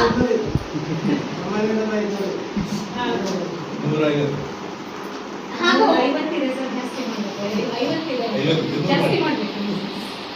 ತಾವು ಓದಂತಹ ಪುಸ್ತಕಗಳನ್ನು ನೋಡಿ ಸಮಾಜದಲ್ಲಿ ನಾವು ಹೇಗೆ ಬದುಕಬೇಕು ಅನ್ನುವುದರ ಬಗ್ಗೆ ಆ ಪುಸ್ತಕದಲ್ಲಿ ಅರಿವಿದೆ. ನೀವೆಲ್ಲರೂ ಓದಿ ಅಂತ ಮಕ್ಕಳಿಗೆ ಕಿವಿ ಮಾತನ್ನು ಹೇಳಿದಂತಹ ಮಕ್ಕಳಿಗೊಂದೆಲ್ಲ ನಮ್ಗೆಲ್ಲರಿಗೂ ಕಿವಿ ಮಾತನ್ನು ಹೇಳಿದಂತ ಶ್ರೀಯುತ ಮಹೇಶ್ ಭಂಡಾರಿ ಸರ್ ಇವರಿಗೆ ನಮ್ಮೆಲ್ಲರ ಪರವಾಗಿ ಹಾಗೆ ನ್ಯೂ ಇಂಗ್ಲಿಷ್ ಸ್ಕೂಲ್ ಆದರ್ಶ ಶಿಕ್ಷಕರಾದಂತ MD ಹರಿಕಾಂತ್ ಸರ್ ಇವರು ಆದರ್ಶ ಶಿಕ್ಷಕರಾದಂತ MD ಹರಿಕಾಂತ್ ಸರ್ ಇವರು ತುಂಬಾ ಚೆನ್ನಾಗಿ ಹೇಳಿದ್ರು. ಅವರು ಭಾರತ ಸಂವಿಧಾನ ಅನ್ನುವಂತ ಪುಸ್ತಕವನ್ನ ಓದಿ ಗ್ರಾಮ ಪಂಚಾಯತಿಯಿಂದ ಹಿಡಿದು ರಾಜ್ಯಾಂಗ, ಶಾಸಕಾಂಗ, ನ್ಯಾಯಾಂಗದವರೆಗೂ ನಾವು ತಿಳ್ಕೊಂಡಾಗ ಮಾತ್ರ ಮುಂದೆ ದೇಶವನ್ನ ಆಳುವಂತಹ ಒಂದು ವ್ಯಕ್ತಿ ಯಾವ ರೀತಿ ಇರಬೇಕು, ಹೇಗಿರ್ಬೇಕು, ದೇಶವನ್ನ ಆಳಬೇಕು ಅನ್ನುವಂತ ಒಂದು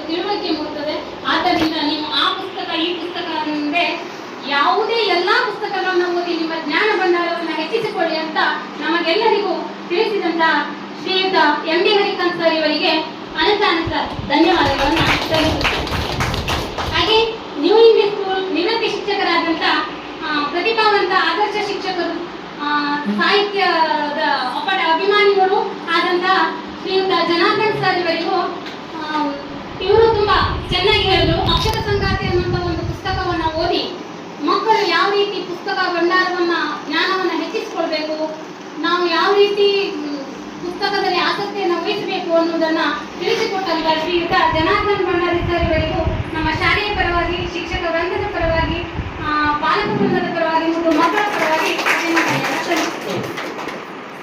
ಹಾಗೆ ಎಸ್ಡಿಎಂಸಿ ನಮ್ಮ ಶಾಲೆಯ ಎಸ್ಡಿಎಂಸಿ ಅಧ್ಯಕ್ಷರಾದಂಥ ಶ್ರೀಯುತ ಗಣೇಶ್ ನಾಯ್ಕ ಇವರಿಗೂ ನಮ್ಮೆಲ್ಲರ ಪರವಾಗಿ ಅನಂತ ಧನ್ಯವಾದಗಳನ್ನು ಸಲ್ಲಿಸುತ್ತೇನೆ.